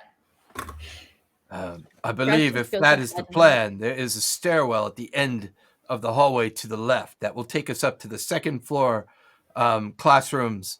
And then near the maintenance closet, there's a stairwell or maybe a ladder that takes us up to where the others were positioned up there. One could assume if they're shooting, are they shooting at things already on the roof, or do you perhaps shooting down into the crowd? That's the only thing I don't know for sure. I would say most likely they're shooting down or up. Okay. Does the door open inwards or outwards? Good question. It looks like it opens either way as a double hinged pneumatic system. God damn Okay. it. I will, as soon as everyone's ready, I will have two grenades ready, and I will have Channel Divinity Destroy Undead as ready as well. So as soon as he opens the door, I will blast the divinity, then throw the grenades in the hallway. He's going to close the door, boom, make the hole, and then we run. Well, sounds as good of a plan as any. Huh. And I'll stand in ready to have the door. We're gonna die. Crash is just like holding her machine gun in like a slightly awkward, still doesn't quite know how to hold it way. I look at you and I go, "Do you not have another magazine? What? Why would I Where are need the a rest of magazine? your magazines?" What would a magazine do right now? That doesn't help. I unclip the part where the bullets are, and I go, "This is a magazine. Do you have more?" Oh, They're in your backpack. I watch I your- have. Open it Yeah. up. Yeah, she pulls out like a bandolier of clips. And, oh. They probably grabbed them because they're like shiny. She's like, Good. Pretty oh, much. that's what this is. I go, I "Good," just and thought I it click looked that back in. cool, and Another I've seen burst of people wear gunfire them, from like, up above. sashes, so I All right, now or never, McAllen. And I say, well, it was good knowing all of you. And I swing What? the door open. I Because immediately McAllen throws open the door, and as he does that, you watch as Stillwell stands off to the side. Everyone's standing off to the side. The door goes open, and Calmac steps into the door jamb, and you watch as just the entire hallway fills with a radiant light, and everything is immediately just incinerated. Turns to ash and collapses to the ground. Stillwell sprints around and begins to lead all of you down the hallway towards where he believes the stairwell is up. A creature lunges at him. His maul comes around and you watch as the creature just blows apart and the flesh and bones spray against the wall. And he stands there waving all of you to quickly follow him towards the stairwell. McAllen, go. Kiki, go. Brash, go. Memoris, you better be following. And then one by one, you make your way into the stairwell. It's slick with some of the less disintegrated remains of the other undead. But all of you gather at the stairwell as about a half a dozen shambling creatures begin to kind of fall and begin to come down very kind of erratically down the stairwell as Stillwell steps into it and swings, and two of them smash off to the side. The rest of you kind of pushing the creatures aside. So for this sprint up the stairwell and onto the second floor, you guys go ahead and pick a skill and describe what you want to do to make your way up and through the mob that's kind of like gathering here. I already know my skill. Okay. Spirit Guardians. Specifically, I have a new mobster in my Spirit Guardians. His name's Patrick. All right. What are you doing, Brash? Okay, so are the stairs like those ones that go around like this, or how No, are they billfold. They go up and then turn back up and go, like the accordion You want to know style. how we're getting up the stairs? What do you mean? Is that what we're doing? We're going up. Trying to go up. Yeah, the you're stairs going or up the stairs to get up to the second floor. And currently these creatures are kind of erratically coming down the stairs as they clearly don't have the ability to manage it. And every now and then you watch as Stillwell smashes another one out of the way as he kind of takes a step up the stairwell. I kind of want Brash to like use her athletics and her feline agility to like just use the railings, and she's just hopping, kind of like parkouring back and forth up the railing, if that's at all possible. Once you get to the top, if you do make it to the top, you suspect that top hallway might be filled with these creatures. What do you want to do when you get to that point? If you take the grenades I have in my hands. But then I'd be up there with them. So I've got that machine gun in one arm. You do? So I would just go up there and be like, okay. Fair Just enough. spray McAllen. it. Yeah. So give me, you want to do athletics or acrobatics? I'm gonna do athletics. I have more than that. Okay. And then you're using your feline agility to kind of be able Go to control faster. the. Yeah. So go ahead and do it with advantage as you're proficient with this kind of thing that you're about to do.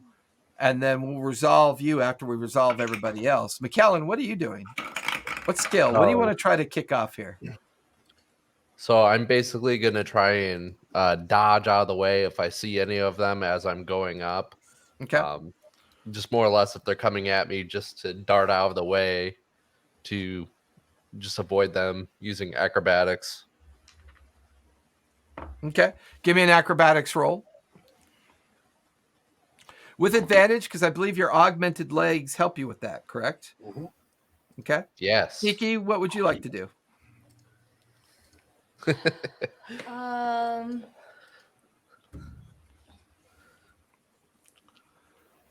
I'm gonna try to ward them off, but also get out at the same time. So, like, if anyone, I do have. Let me see. I'll use like magic missile on them as Okay. I'm trying to leave. Okay.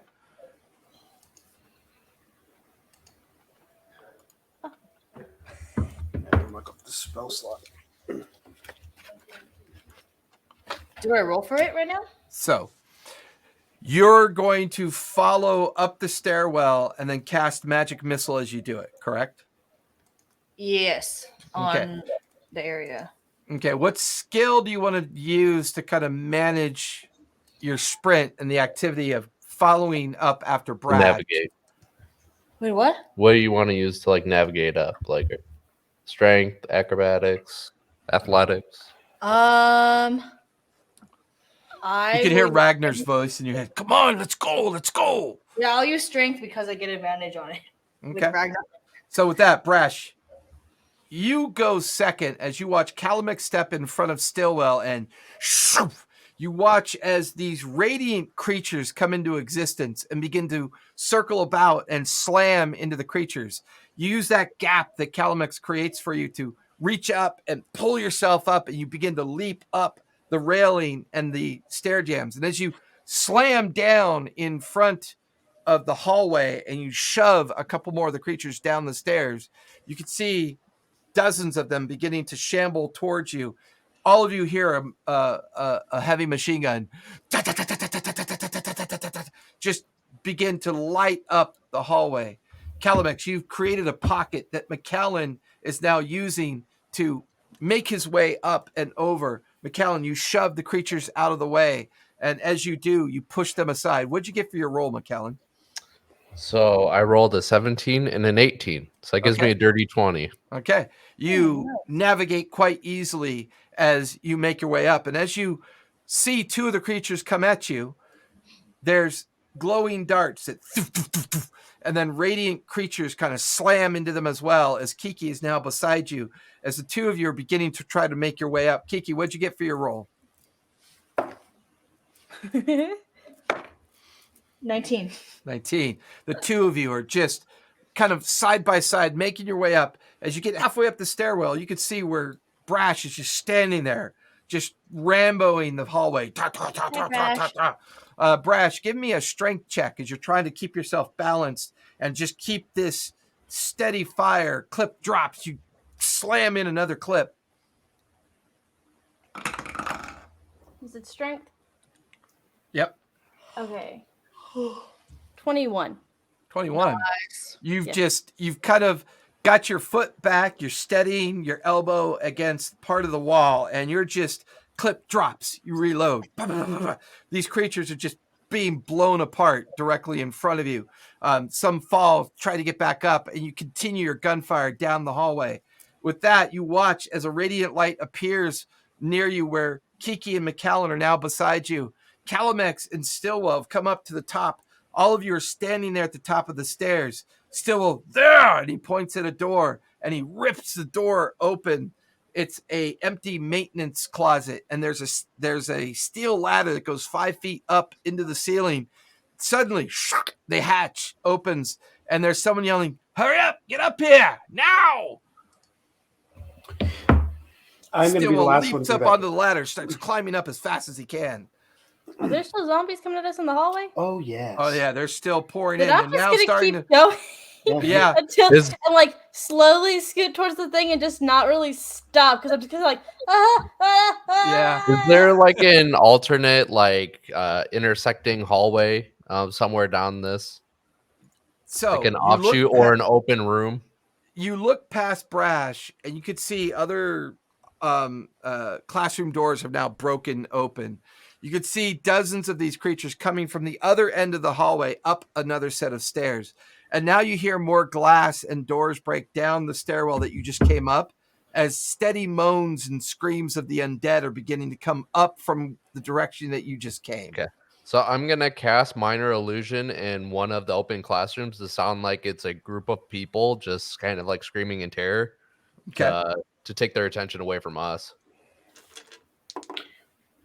As you do that, you watch as Stillwell makes his way up the ladder. All of you hear the sounds of students screaming and a bright light echo out from one of the classrooms. There's a moment, Brash, where all the creatures in front of you, save a half dozen or so that you just burn down to the ground, turn and leap into the classroom looking for a new target, giving you all just enough of a pause to get into the maintenance room. My gangsters, like the gangsters, are the people that I've lost. Summoned, yeah. Well, they're people that I knew in life that Correct. have lost their lives. Ghost of Gangsters Past. Basically, that's exactly what their guardians are. They're all just sitting outside of the room, just anything that gets ghosted just looks like they're gutting them down. Yeah, fair enough. So Stillwell's already gone up the ladder. McAllen's illusion has given you guys the opportunity to make your way up the ladder if you choose to. I'm waiting for everyone else to go. I'm gonna go. Do we have a thing to jam the door temporarily? Because I've Kiki, still you got quickly- javelins for some reason. So if we want to use a javelin to jam the door, Yeah. Kiki, you quickly take it. sprint into the room and begin climbing up the ladder. Give me acrobatics as you begin to quickly make your way up the ladder. McAllen, your illusion is maintained and you quickly fall behind Kiki. Calamex, your guardian spirits begin to slam and clear the way. You and Brash are the last two to make it into the maintenance maintenance room. Brash quickly slams the door. Brash, you jam one of your javelins into the door jamb and kind of give me a strength check to see how well you jam the door. Guidance. What'd you get? okay. Guidance with an extra D4. Kiki, what'd you get? 16. Yeah, you slip at first, but then Stillwell grabs onto your wrist and pulls you freehand up and thank you. over and onto the roof. And as you're dropped on the roof, you can see two individuals near the edge of the roof shooting down into the crowd. Their Tommy guns just Can I go help blasting downward.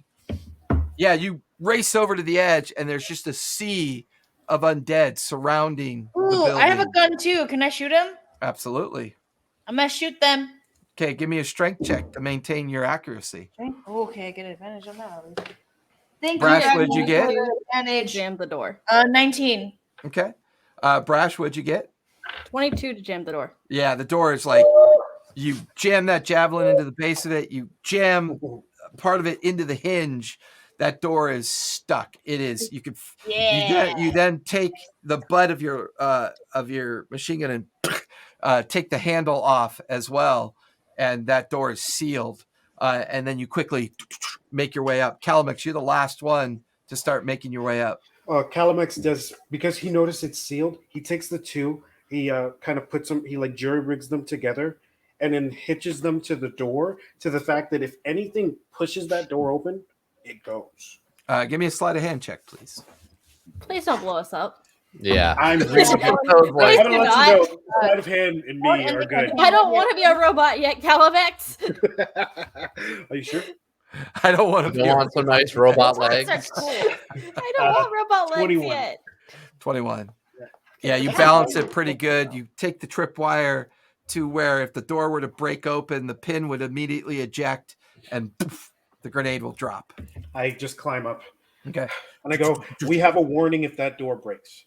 As you get to the top, one of the other individuals that goes by the name of Erickson quickly slams the cover on the hatch, and you watch as he takes a heavy crowbar and jams it into the metal loop that would lock the latch into place.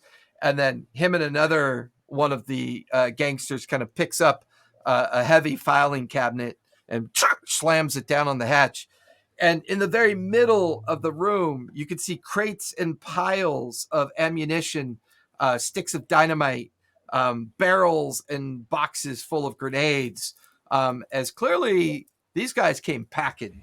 Yeah, And I mean, that's good. They were smart. You watch the as problem there are is there were now only 2 of them. 3 gangsters remaining. There are at least 4 of the lab assistant students up here. You can, oddly enough, looking over to the edge where one of the Tommy guns is unloading down into the zombies, you could see Kiki Lee with her gun, and she's like, bah, bah, bah, bah, bah, like shooting wildly into the crowd, heads exploding, creatures tumbling to the ground down below, and just a chorus of screams and yells and explosions coming from the peripheral of the campus. It's chaos all around you.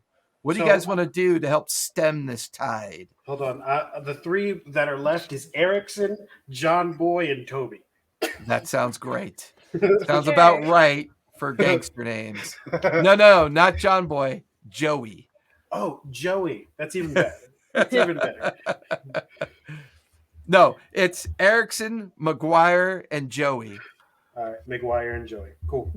I look at Erickson. I go, is this everybody? She's all the ones that get up here. This is fun. You watch as he grabs a stick of dynamite and chucks it out into the crowd. Erickson, Joey, and McGuire. There's like a loud explosion out in the middle. You watch his bodies go flying up in the air. Can I mean, I do couldn't it? think of a better fucking way to go out than this, mate.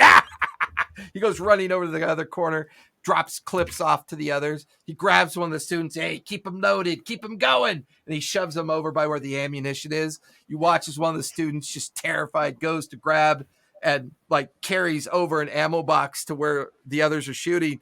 He accidentally drops a grenade and he goes to scramble to get it. And he just explodes on the edge of the building. And there's just meat and gristle that spray out amongst the zombie horde.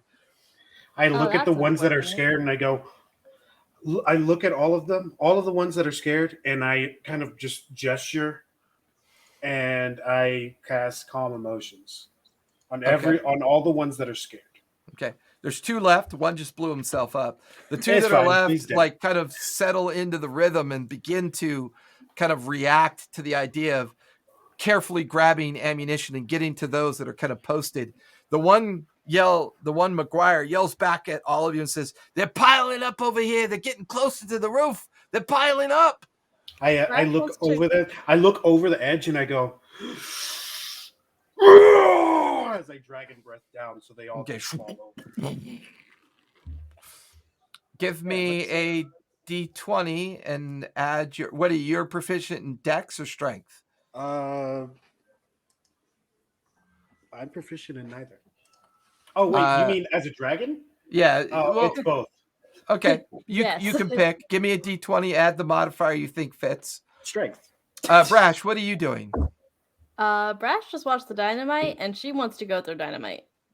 You run over to the center of the pile of supplies in the middle, and this is Left 4 Dead 2 all over again. You reach down and you grab a bundle of dynamite and a lighter, and what do you want to do with it?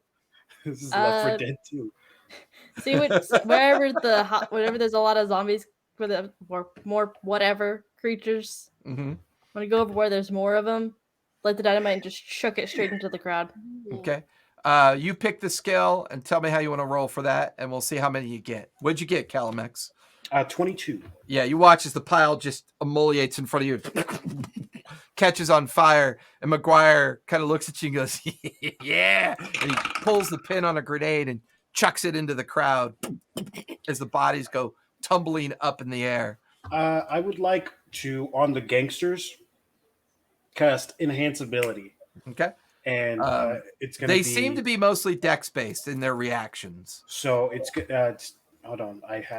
I gotta look at McKellen, what it's called. what are you and Kiki doing at this point? Kiki, you're just drop the clip, jam another one in, drop And the clip, jam That's another right. one it's in. taking too long. I'm gonna use Agonazar Scorcher on him. So Okay. it's just 30 feet long, 5 feet wide. I'm just gonna aim for a line of anything within 5 And feet. now, with your eye being your spell focus, the Scorcher's going to emulate from that point. Okay. The Oh, laser so she's eye. like Kano. Ooh, that's pretty cool. You guys awesome. hear this flash of light just burst out of her eye socket, slamming into the crowd of undead Oh. creatures. That's cool. So Guys- Cat's Grace is what they got. Gotcha. They have Cat's Grace now. Can I Good to roll know. for it? Oh, they need a dex save.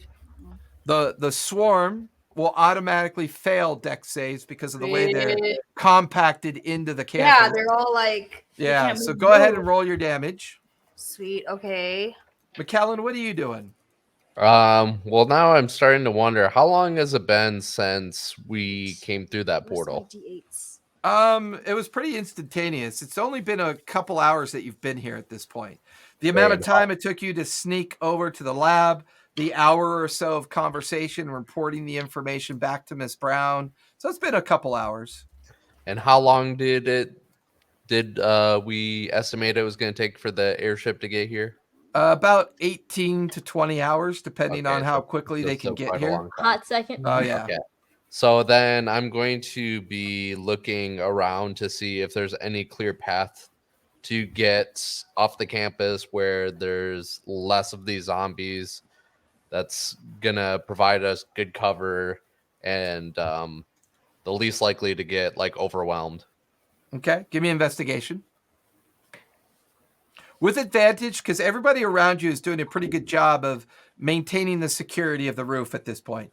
Brash is chucking sticks of dynamite out into the crowd. Brash, give me a sleight of hand just to make sure you're Okay. not blowing yourself up at this point.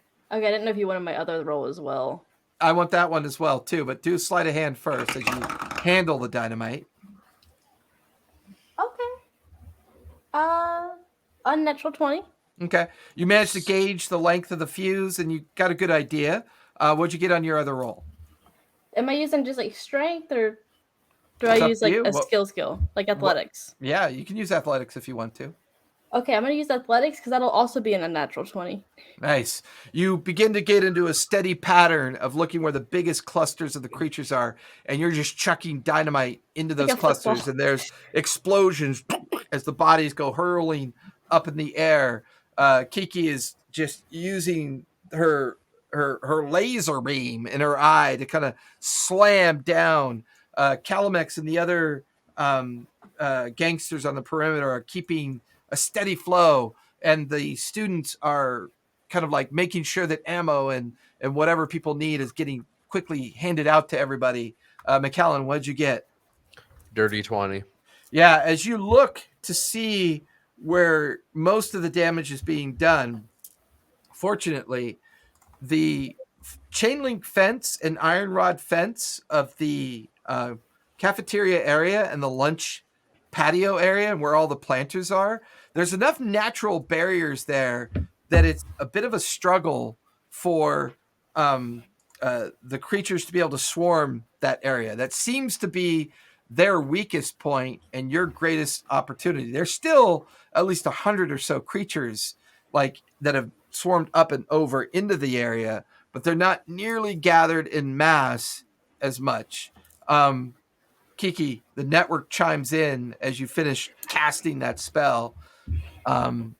Mistress, we recommend your immediate download and evacuation, and we are prepared to initiate the protocol. We do not see how you and your friends can survive this. Better to Come on. Better there it is to- again. better to purge the situation, prevent its spread, and move on to the next project. The And network is in as agreement in this. this is going on our head, I'm gonna say, that's our way out. We just need to clear that area, and I can provide cover. Brash will just like rotate and start chucking the dynamite that direction. Back Fair and say, enough. highly disagree. As you have seen from my travels thus far, we have been highly Capable. Yeah, capable. Exactly.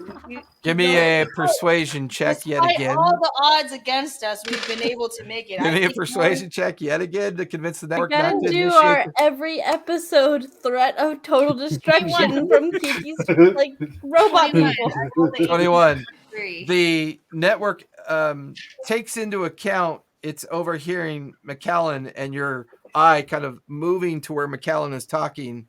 The network goes, please stand by. 5, 4, 3, 2, 1.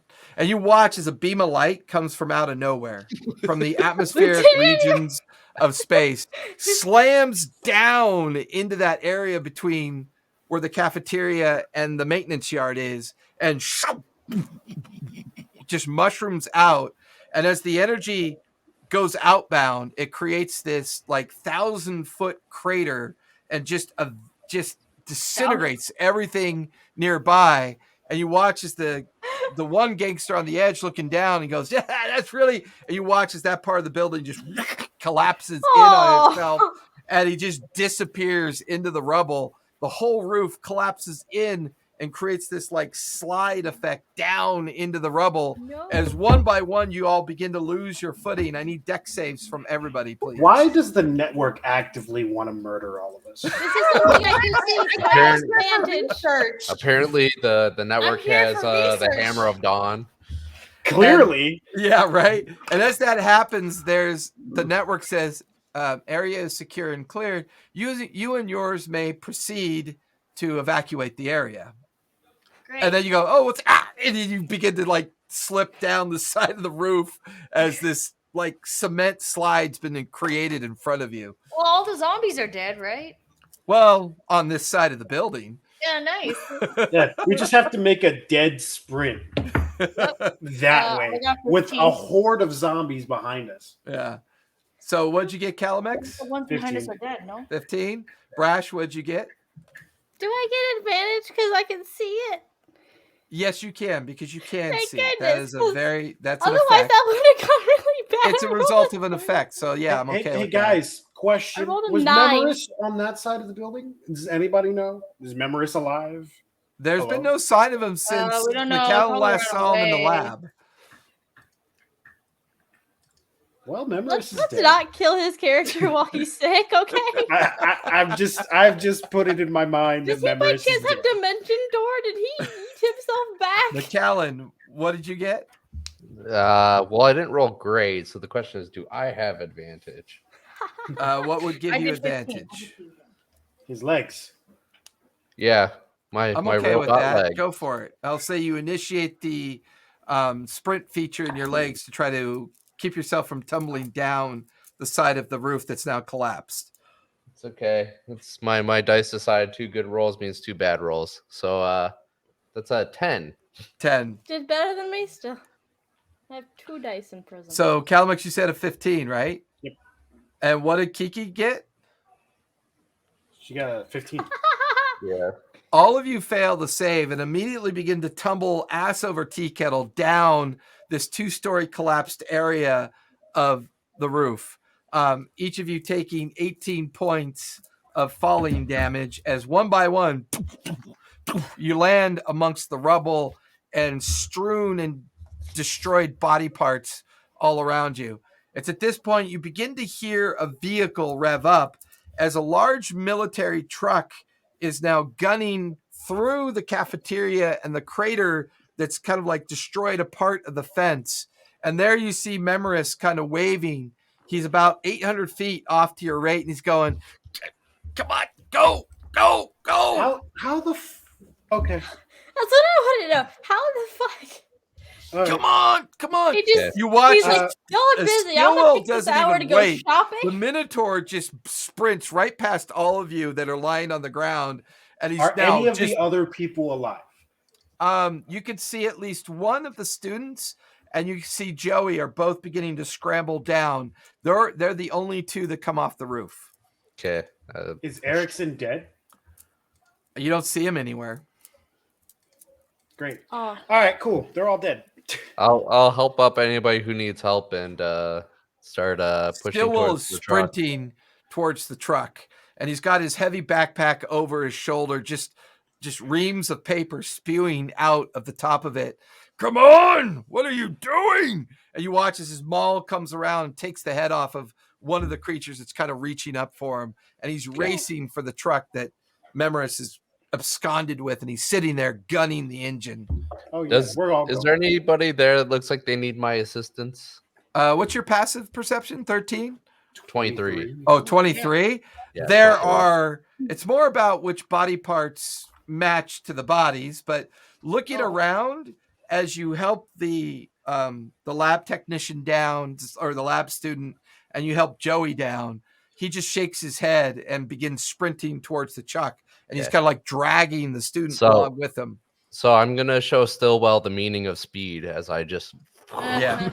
pass him. Eventually you pass Calamex and even Brash. Kiki, you're kind of bringing up the rear. As you look over to your right, the fence is now collapsed outward from the satellite beam that created this crater. And now the remaining swarm on the other side of the campus is beginning to just kind of swarm into this area. They're maybe about 1,000 feet behind you, and they're closing as fast as they can just kind of move. Some are sprinting. And it's at that point you hear a screeching noise as something rises up out of the swarm, and you can see this creature kind of like flapping What the these huge fuck is leathery that? wings, and it's kind of hovering, and it begins to kind of careen down towards you guys as you begin to sprint, and you feel this hot flame just crash in amongst all of you. You watch as the one surviving lab student is just turned to ash instantly. Oh, gosh. I need everybody to give me dex saves with advantage. You're at full sprint. Dex saves. Okay. With advantage because you're at full sprint, so you're not an easy target. Okay. Wait, I was refilling my drink. Oh, 18. Okay. Maybe it's Jeez, what is this thing? It's bad. A dragon? That's all I got. It's bad. It's bad. real bad. It's bad. It's bad. It's barbecue sauce. It's I bad. liked it. All right, Jason, Calmex, I what'd you failed. get? I failed. I got an 11. 11. You just feel the heat just slam into your back Isn't he as you take fireproof? you're resistant, aren't you?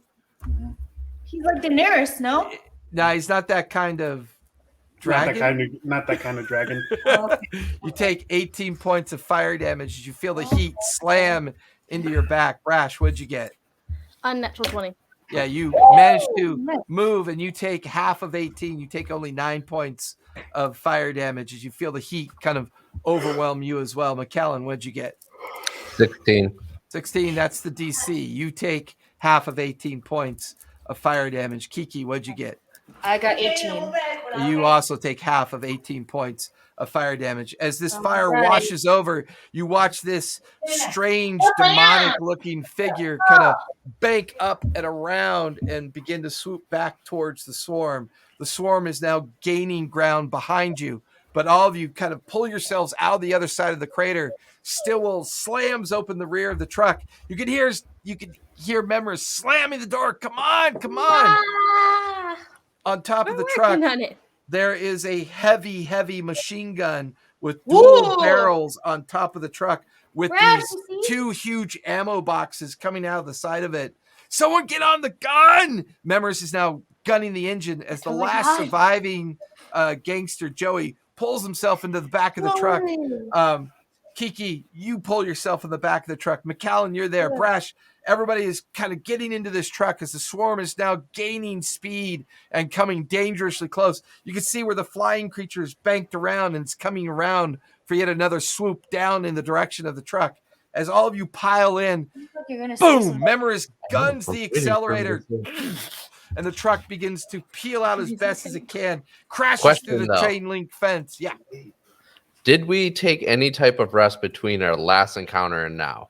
I would say the basement Yes. would be the equivalent of a short rest before you decided to make your way to the laboratory. Yes, I'm okay with that. If you have anything to burn for your short rest, you're fine. You could hear Memories struggling with the giant steering wheel of the truck.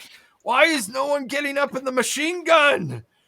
Brash, you want to take it, or if you don't take it, I'll take it.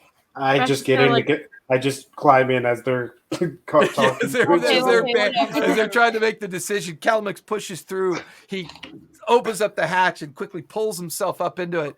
Calamix, Okay, you're that's fine. not overtly familiar with this thing. The handles are huge, and there's two firing handles within the handle itself where you pull these metal bars. And as you pull, I need a strength check, please. Oh, I'm good at that. Aspect of the dragon. All right. Okay. Plus 3.5, 8 plus. What's 18 plus 8?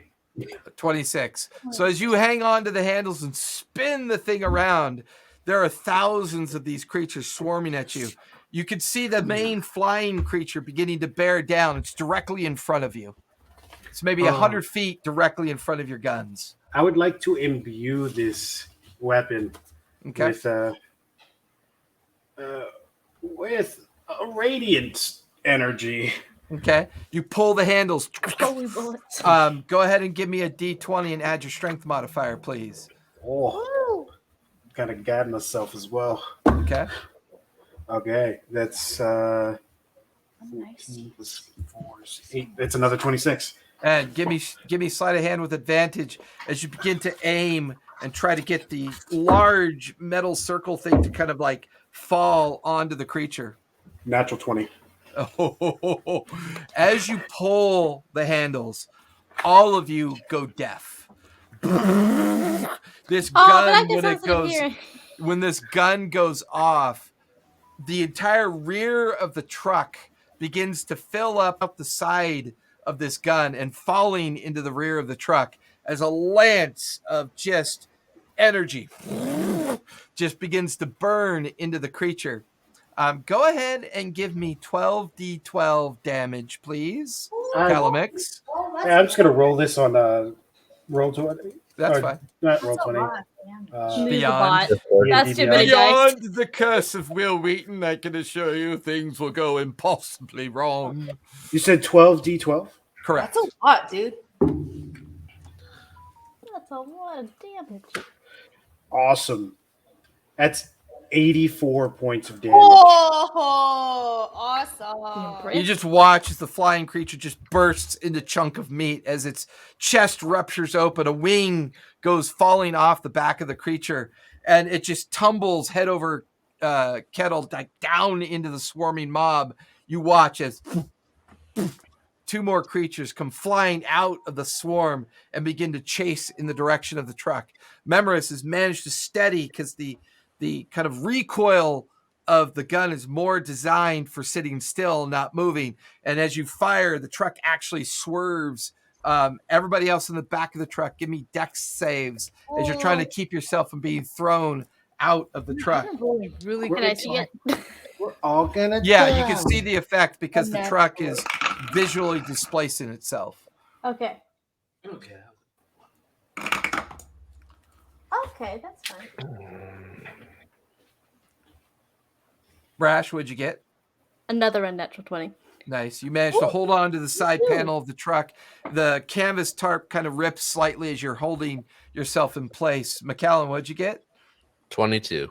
Yeah, you do the same thing. Kiki, what'd you do? A natural 20. Yeah. As the three of you managed to hold on, the last individual in the back of the truck, Joey, goes, ah! And you watch as he goes tumbling out of the back of the truck, and there's an explosion as he was half readying a grenade and leaves an explosion in its wake. The truck is now tearing through the downtown section where the campus is located. And as Memorous is gunning the truck onto a major thoroughfare, you watch as he's now dodging huge groups of these swarms coming out of alleyways, side streets. He's maintaining and managing to keep it going. It's at that moment the two flying creatures just lance huge streams of fire into the front of the truck and into the rear of the truck. I need everybody to make dex saves with advantage because you have partial cover, with the exception of Calumet. Oh, natural 20. When Calamex gets back, he will make a normal deck save. Natural 20. I don't want to roll again. Oh. Calamex, your deck save is normal because you have no top cover. Everybody else is in the back of the truck. I got a 19. Okay. That'll still save. Brash, what'd you I get? did it again. I keep rolling 17. Nice. When it I think that's matters, a natural 20. it matters, I can assure you. McKellen, what'd you get? Another 22. Nice. Kiki? I got 24, but I rolled a natural 20. Yay. As the front of the truck is washed in fire and the back of the truck is washed in fire, the canvas kind of begins to burn and smolder from parts. Everybody takes half of 12 points of fire damage as the truck, for the most part, prevents the majority of the damage kind of overflowing to each one of you. Calamex, you have an opportunity here. Two of these creatures crisscross and go in different directions. You could possibly get a shot off at one of them, but not both. Can I wait? Could I? You said they're crossing. Right? Yeah, they've already kind of done this and going backwards and beginning to go over the swarm again to circle about and make their way back towards the truck. Okay. I want one of them. Okay. Give me a D20, add your strength modifier. D20, add strength. Guidance. Didn't need it. 30. Now give me sleight of hand with advantage as you're now steadying your aim at the one in front of you. Okay. What'd you get? 30. A 30? Go ahead and give me 12d12 again. Yeah, because As it's once 19 again, plus 4 plus 7. The sound of rattling casings fall into the back of the truck as this gun just is unleashed on the creature. What'd you get? Let's see. I like the rattling of dice. The rattling of dice is great. I appreciate it if they would stop rolling. Great. Please stop rolling. I see multiple 10s and 11s. Nice. 90. From the point of its wing up to the deformity of its head, you just lance the rounds across its body and just shred it in half. And the two parts tumble into the crowd below. The third one, the final one, circles and begins to head towards the truck. The truck has got into enough of an open section of the highway, and now you're beginning to hear rifle fire, machine gun fire, as Memoris kind of yells back, "We're near the line!" And you can see soldiers off in the distance firing beyond where your truck is. And the swarm is now being slightly abated to this continuous heavy fire. But this creature once again circles on the truck. A lancing flame fires down. But Calamex, as the fire comes in, you have an opportunity here to take another attack at it. Right. Go ahead and give me strength check or give me a D20 with your strength. If you roll a 19 or higher, give me sleight of hand with advantage. Okay. 19 or higher? Yep. Okay. Let's see what I get. Natural 20. Nice. You just eviscerate the thing. From its head down to its talons, the creature just comes apart. And then as you're holding the gun, there's just a persistent clicking sound as both of the cartridge containment or the ammo boxes attached to either side of the gun spit out their belts. The last of the rounds clatter to the truck, and you just watch as behind you barricades close and just rifle fire, heavy machine gun fire. You watch as a tank is stationed there and cannon fire. And now artillery fire just begins to just wear into the swarm. All of you feel the truck.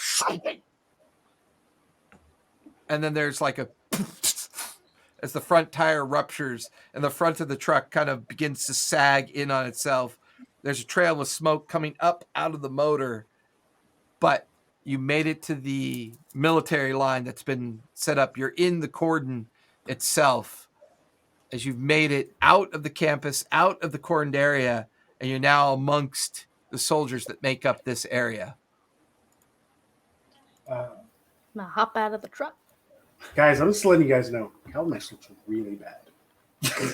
Guys, just to let you guys know, I am unconscious. Oh Are shit! you? Really? Oh, shit. No one heal him. The unconscious form of McAllen is in the bed of the truck. Oh, Stillwell gosh. has huge scorch burns from up and down his right side, blisters on his face. He's barely I even don't have conscious anything to himself. heal. I have I 2 med packs on me. Oh, tap McAllen and Stillwell. Stillwell. I give McAllen 10 and Stillwell 5. Okay. But I'm The tapped burns out. stop oozing a bit. They kind of self-stitch a little bit. They're still there, but not as bad. And still goes, holy shit. How did that fucking happen? What happened? How did that? And he kind of tumbles out of the back of the truck and sees the now conscious McAllen, Kiki, and Brash. The rear of the truck is just piled high with brass casings. And there's a sergeant standing there with his rifle kind of at the ready, but pointed at the ground. Well, holy shit. Where'd you guys come from? Brash is like on adrenaline at the moment. She's kind of like, she's hopping out of the truck and she's like, that was a lot. That was really cool. McAllen, you don't look okay. Sorry, ma'am. What? Can I have that, please? Have what? And he snatches something out of your hand and throws it past the cordon as there was a lit stick of dynamite in your right hand. oh. Oh, Can I? I have The explosion a potion. goes off beyond Can the I cordon line. pour it down I'm McAllen's just throat? disappointed in her. I just noticed that. I look at the Passive sergeant perception. and I say, "Who's the commanding officer? We need to talk to him now." Captain Williamson. He's over at HQ. Before you and your friends go anywhere, are any of you bit? Can you? No. While this is going on, like I'm just gonna. That's a pour good question. into McAllen's throat. I'm just gonna. I want to check, like everybody, like if they're big. Why are you Just wanna awake? look 'em up. I thought you were. I'm just- I just Yeah, wanna give look 'em over. me give me a medicine check as you one by one, with the sergeant kind of keeping a wary eye on you as you're checking everybody. Just give me an overall medicine check because it takes you about 10 minutes to That's check out funny. everybody. Yeah, That's my third one in a row.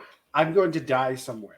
It's gonna come back to bite you. It really is. Memorous looks okay. You don't see any obvious bite marks. Everybody else, no obvious bite marks. Mostly burns, contusions, fractures, displacement of joints. Like anywhere I see it, I redo it, like set joints and Yeah. get the dislocation out. But Okay.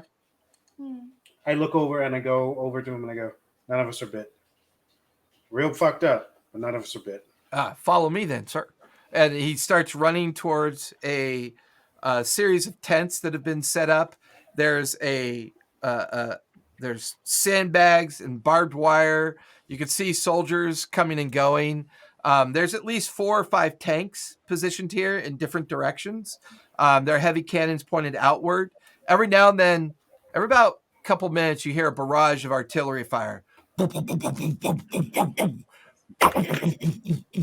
You watch as a flight of planes of the old school biplanes. Some of them are mono. Some of the new trainer planes that have been lashed with machine guns, and they kind of quickly go right over, heading in the direction of where you guys just came from. And then you could hear distant explosions.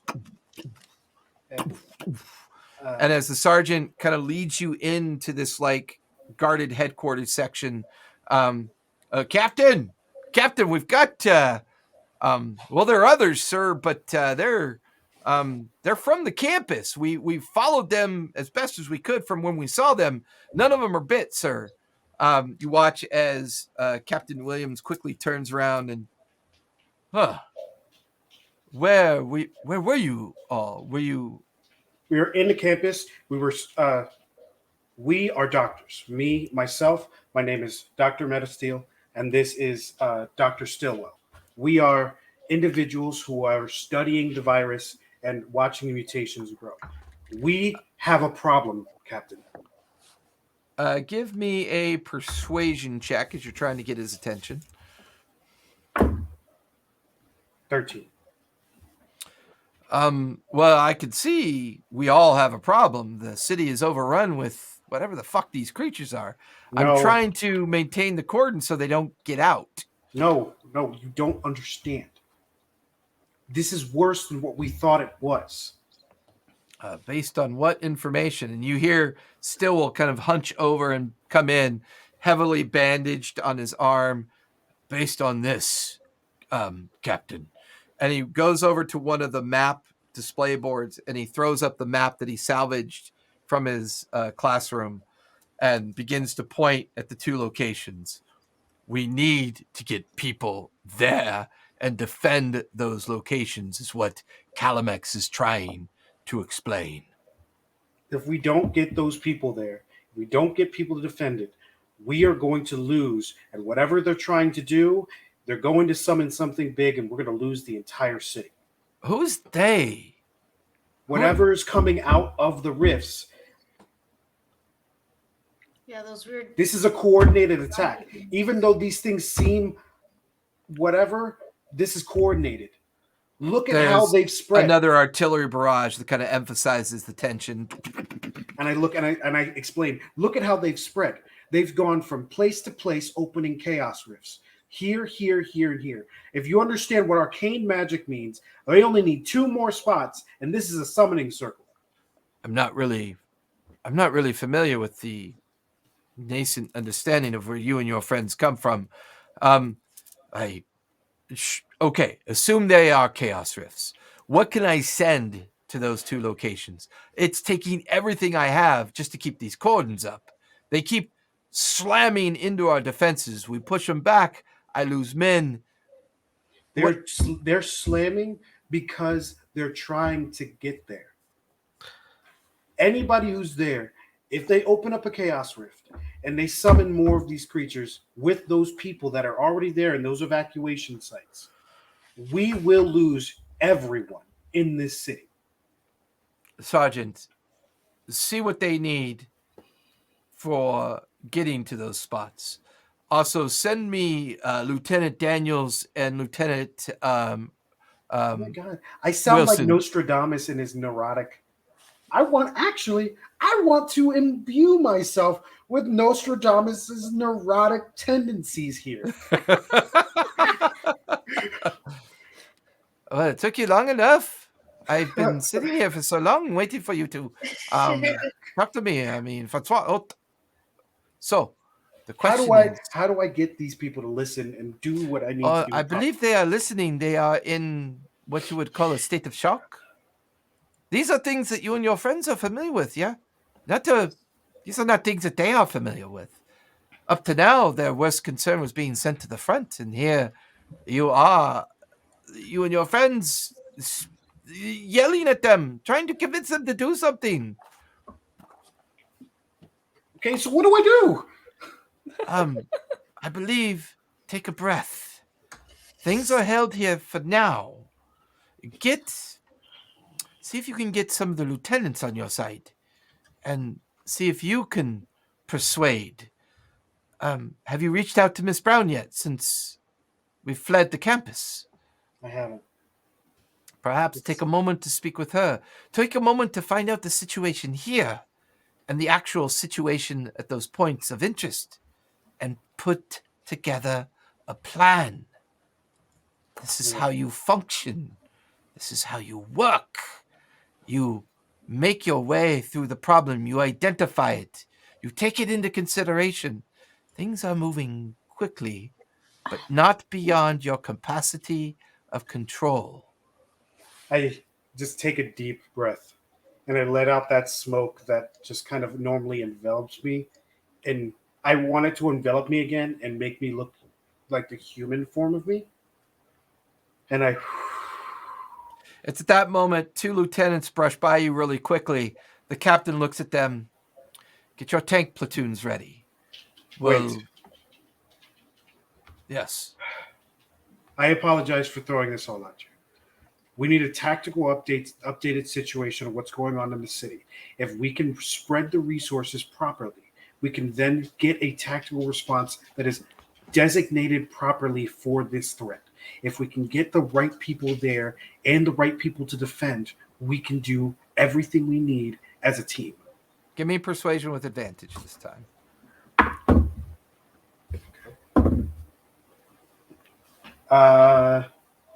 Persuasion. That's an unnatural 20. Okay. This time he looks right at you and kind of stands up and puts his hands into his back, into the small of his back.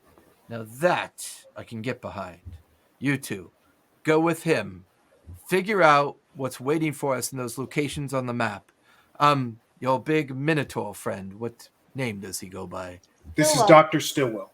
Ah, Dr. Stillwell, if you would kindly assist my lieutenants, and if all of you could possibly make your way over to the command center and begin to organize a status of what we're in, I will begin to assemble what resources and reserves I have. All right. When you have a There's plan in mind, There's a come and see man. me. I say there's a man that was with us named Joey.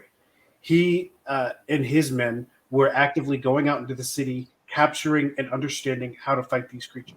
You might be able to gain something from him if you talk to him. They're all dead. Joey survived. You said Joey got on the ship. Oh no, he burnt alive, didn't he? Yeah. No, actually, when Joey was in the truck, when the truck was like juking and moving, he couldn't hold on. He failed his deck save and went Memories tumbling out. launched him out of the truck. But he also had a live grenade. So when he tumbled out, Exploded. him and the grenade just went off in the crowd.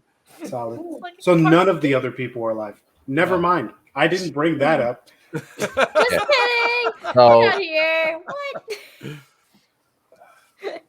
so while all of this is going on, I want to be looking for telltale signs of people who may be working for Black Box or White Box. Give me a perception check as you kind of come out of the headquarters tent and the lieutenants kind of lead you all out. Stillwell is kind of there as well as all of you are kind of brought out. Go ahead, McCallum, what'd you get? 16. Everybody here seems military in appearance, as far as you can tell. Sergeants come and go. The lieutenants occasionally come and go. Eventually, at some point, you spot a colonel who is speaking with some of the other captains. This seems to be a very well-disciplined military kind of setup at this point. The two lieutenants lead you over to another set of tents. And inside, you can see this has more of a traditional command and control. There's multiple maps of LA. There's lots of other maps of the surrounding terrain, of the surrounding hills and mountains. And it appears that the majority of their reserves are stationed in a community that's called Pomona, near the very outskirts of like heavy farmland, way off in the distance. It seems to be the safest place to do that. There doesn't seem to be much in the sense of military assets located in the two locations. The first Lieutenant Williams looks at the map and then looks at all of you. Okay, now show me where you were talking about, where you think this rift, you called it, is. I point out the locations and say, Lieutenant, these are called chaos rifts. These rifts open up to different dimensions and or portal systems for these creatures to come out and infect the populace. You watch as he looks at the two locations, and then there's asset markers, and he begins, the best I can do is I can have maybe a platoon there within the next 2 hours. I point and say, these are locations that are here. When was this location taken? And I said the last chaos rift. When was this location taken? We evacuated that zone some 4 hours ago, I think. And when was the position before taken? Oh, God, maybe 8 or 9 hours before we evacuated it. So I say every 8 hours a position is being taken. Is that a Give or safe take, assumption? It depends on the distance from each of the positions, perhaps. I mean, none of our scout planes ever seem to come back. Our attack planes do okay, but our scout planes never come back. Your scout planes are being taken out by the large flying beasts. That is not a question. I'm sorry, excuse me? The flying beasts that were attacking us on the way in. Did you not The two see them? lieutenants kind of stare at each other, That's what that was. They're flying beasts that take on. Well, how do they look? Actually, we just saw flying beasts. Just Yeah, I jump mean, it out was and so fly at fast and rapid. For you, Kiki, an image pops up as the network reestablishes connection. All of you watch as her eye opens wide and a beam, a kind of like illusionary beam, slams onto one of the tabletops. And you watch as a 3D rendering of the creature appears in front of you. It's roughly 15 feet in height. Maybe its wingspan is roughly 30 feet. And there are huge bony-like protrusions covering its body. The head is a split open skull with a series of serrated teeth that make up the interior of the head. You could see some kind of like flaming bladder begin to kind of cough up an example of the flame strike that it uses. You can see that its hind legs are disfigured and kind of curled in reverse with these huge talons that extend. A strange kind of triple tail following out of the rear of the creature. And its leathery wings are huge and expanse. Funny, man. I'm not Oh, look at envisioning this Discord. correctly. Oh, Look at Discord. that sounds I say these no. creatures were flying. They're flying creatures that are very strong. They also are able to spew they don't fire. look like dragons, right? No. No, my brain is not envisioning them the right way. It's just like dragon body with a human head on it. It's like Bruh. no. I just look at them and say these creatures spew fire and are very strong enough to rip apart or rip through the heavy armor of the truck that we were in.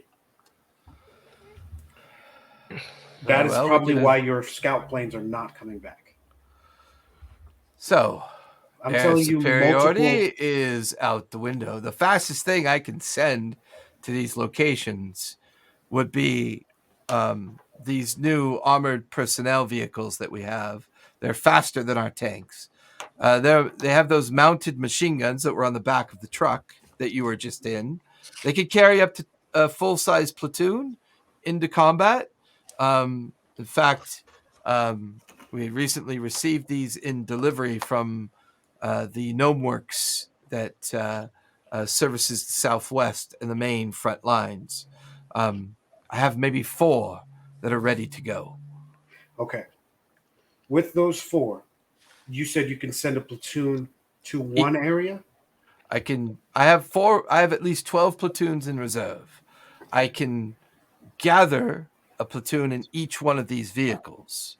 So I can send 4, depending on where you think they would best be served. It'll take them at least an hour and a half to get to either of those locations. Okay. Here's what I can tell you. Me and my people we work for an organization and we are very good at what we do. We survive that and we can survive again. If you send us to one of these areas with one of your platoons, we can probably secure that area until we get reinforcements. And Danielson, you can send the other 3 to the other. Sounds like Fire Team X has a mission.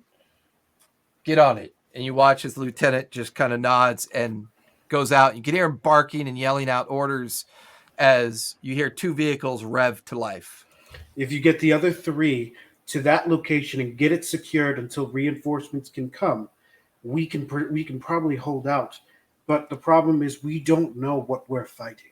We don't know. We think that the Brotherhood of the Beast are the ones opening up these rifts.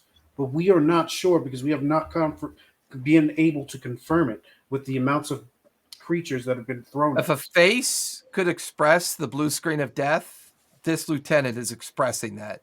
You have completely overwhelmed his thought process. And you can hear like a grinding noise in his head at this point as he just, you are using terms that are unfamiliar to me. There's a cultist. I'll look at them. Yeah, I was gonna say there's cultists that are trying to open up a portal to let a dark creature through to take over the world, more or less. So, and this is happening in every. How major is your city. statement any less terrifying than his? I'm confused. I'm telling you this. You're an officer in the military. We need you at your best. We need you to understand where we're coming from. I can't tell my men this. Don't tell your men this. What I'm telling Okay. you is they need to look out for these cultists. In all likeliness, these are the individuals that are summoning these things. But they are also people of grand magics. So if you have individuals that can use magics or counter magics, use them against them. They are going to need it. We do have a couple specialized squads for that. They just recently got pulled off the front line. We can do that. I think they're being led by a person that you referred to as a half ogre type. He goes by the name of Slackjaw Oh, or Slackjaw. something like that. Good old Slackjaw. Yes. Slackjaw. Are you Yes. sure? Yeah, he was heavily injured in an explosion. Him and his troops were pulled off the line some 3-4 days ago, maybe. Where are they? Hey, like my expression is like excited. Where are they? They're stationed back in the medical tents. Where is this? Show me. And I kind of the lieutenant kind of points off in the distance, and you could see the Red Cross emblem amongst a series of like heavy canvas tents off in the distance. all right. Walk and talk, Lieutenant. Let's go. Okay, what are the rest of you doing at this point?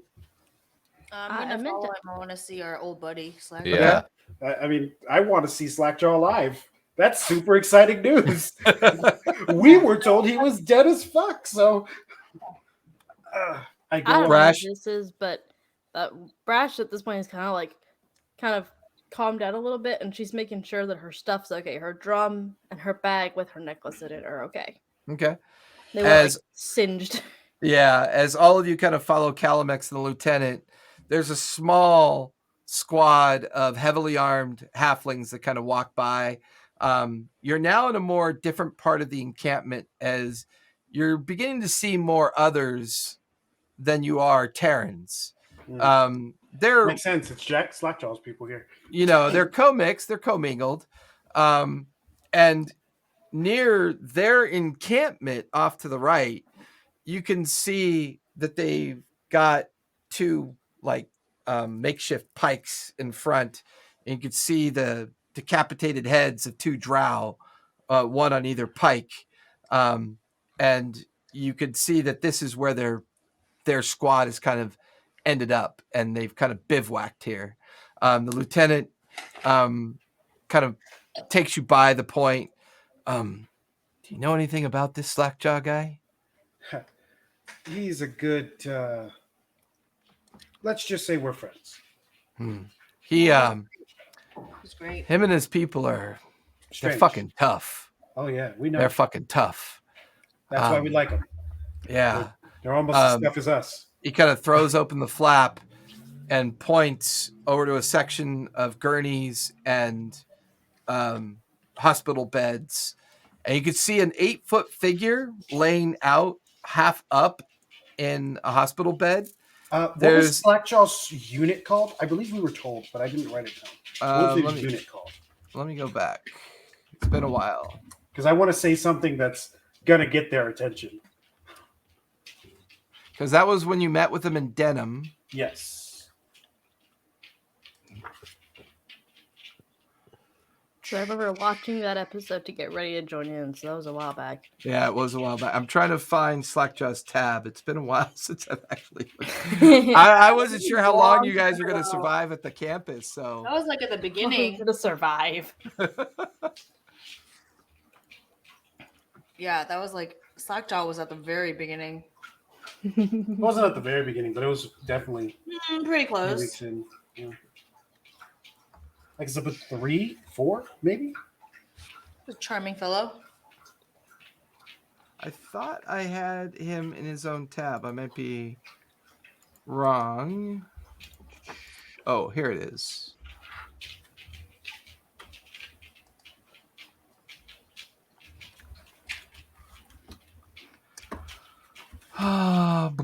No, that's the Twisted Eye. That was the other group. I actually don't think Slackjaw group actually had a name. I know they had one, but I don't think you actually told us. He may not have told you. Well, we would have found out through all of the. Yeah, because I didn't pull in the tab that would have said he would have told you. So that tab hasn't been pulled in yet. And this was back in session 6, which would have been about 10 sessions ago.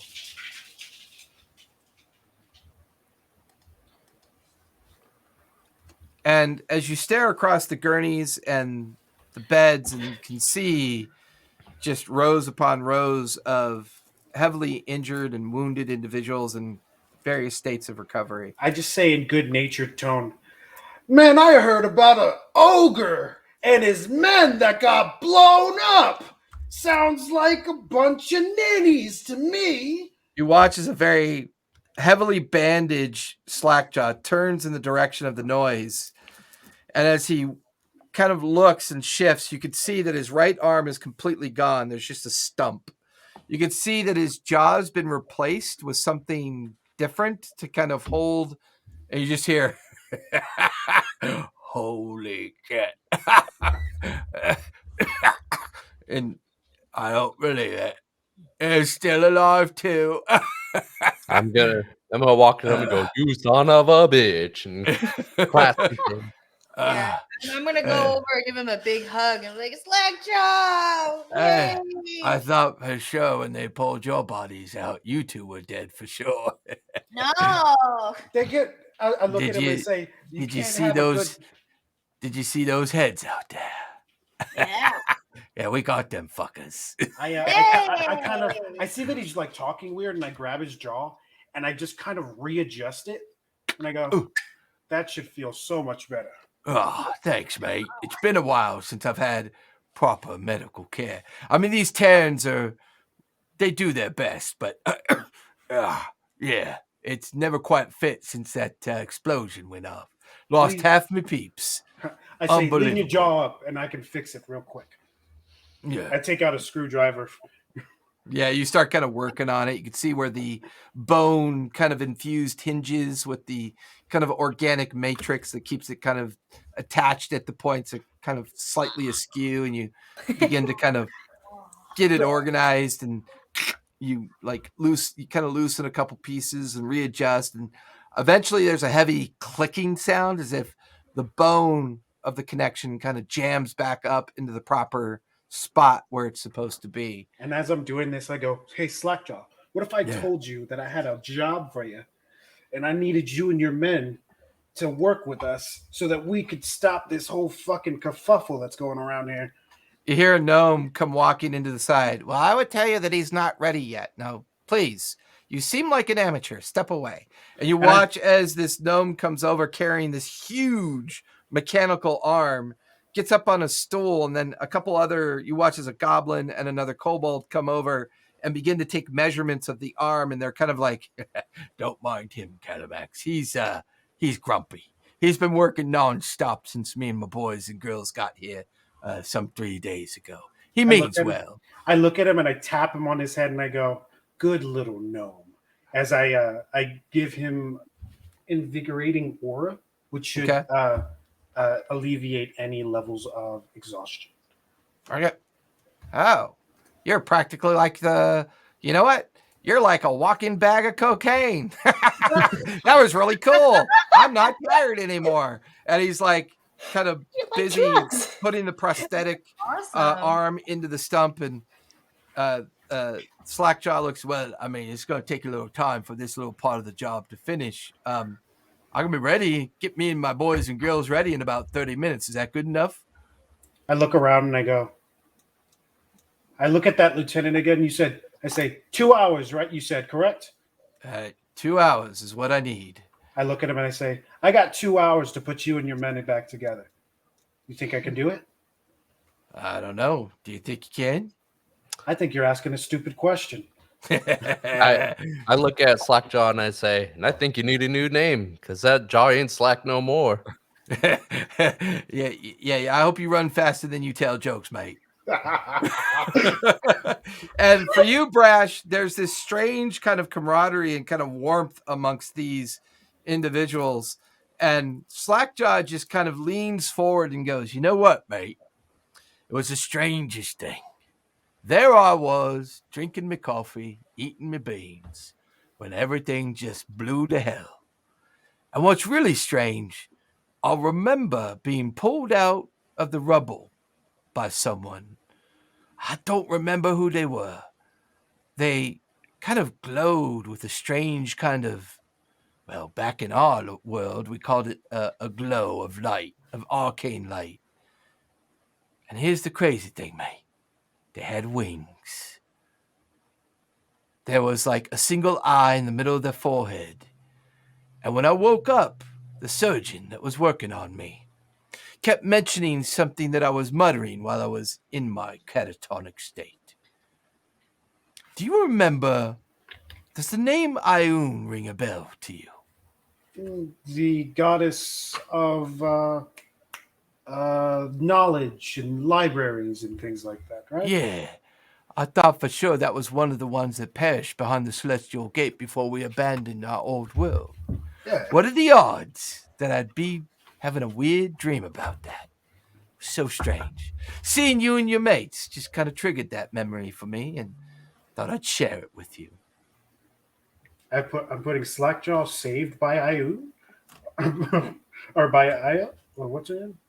Ioun? Ioun, Question yeah. mark? Saved by Ioun. Yeah, I mean, I'm not a big religious type, but something saved my ass that day. Well, I need what's left of you and your men to help save the rest of the world that we got left. Because this shit is everywhere. Well, he kind of spins around and gets up on unsteady half ogre legs and stands up. All right, Kearney, let's go get to work. And the gnome just kind of looks and goes, yeah, let's do it. And that's where we're going to finish tonight as we get prepared to go to the next location and try to prevent this summoning circle from coming into existence. Oh my God, I love running escape encounters. They're so much fun. You guys get to do all the work. All I got to do is describe it. I have All we less have to than do half is my not hit die. points. Or I always like how Kiki looks so exhausted after escape encounters. It's absolutely hysterical. The stress. It's the stress. I'm just like, everyone's gonna die. Oh. That's Well- okay. I'm still like halvesies. Happy Wednesday, everybody. Thank you for coming out and hanging out. We really do appreciate it. I know it's late for a lot of folks back there I know it's late for Calamex and Brash, and I appreciate that. Those of us in the California time zone, well, we've got that advantage of not being in a late environment. And Aki, Brash is actually, it's Aki. She has a Twitch stream as well. She rated us the other night. And the only thing she typed was, oh, thank God it worked. I was so scared it wouldn't work. I never rated before. With that in mind, we've got a handful of people watching. Let's see if there's someone we could raid tonight. I always enjoy sharing the fun. Let's see who's on right now. Yeah, Callista loves raiding. It's her thing. Let's see here. Let's raid a channel. Who's on? Let's see. We've got quite a few people on right now. Neo Soul God is on right now, just doing a little chat session. I like listening in on them. I usually have to listen in on the library, but let's go and pay a visit.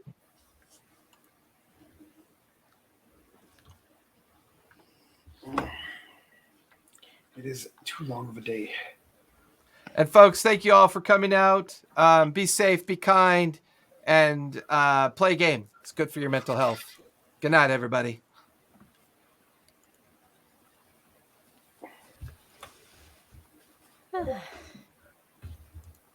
That was fun. I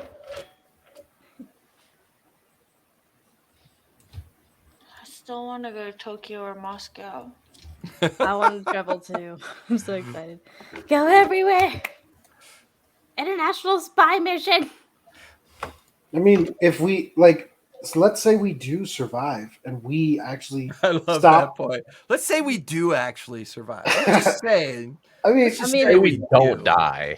let's say we don't die, right?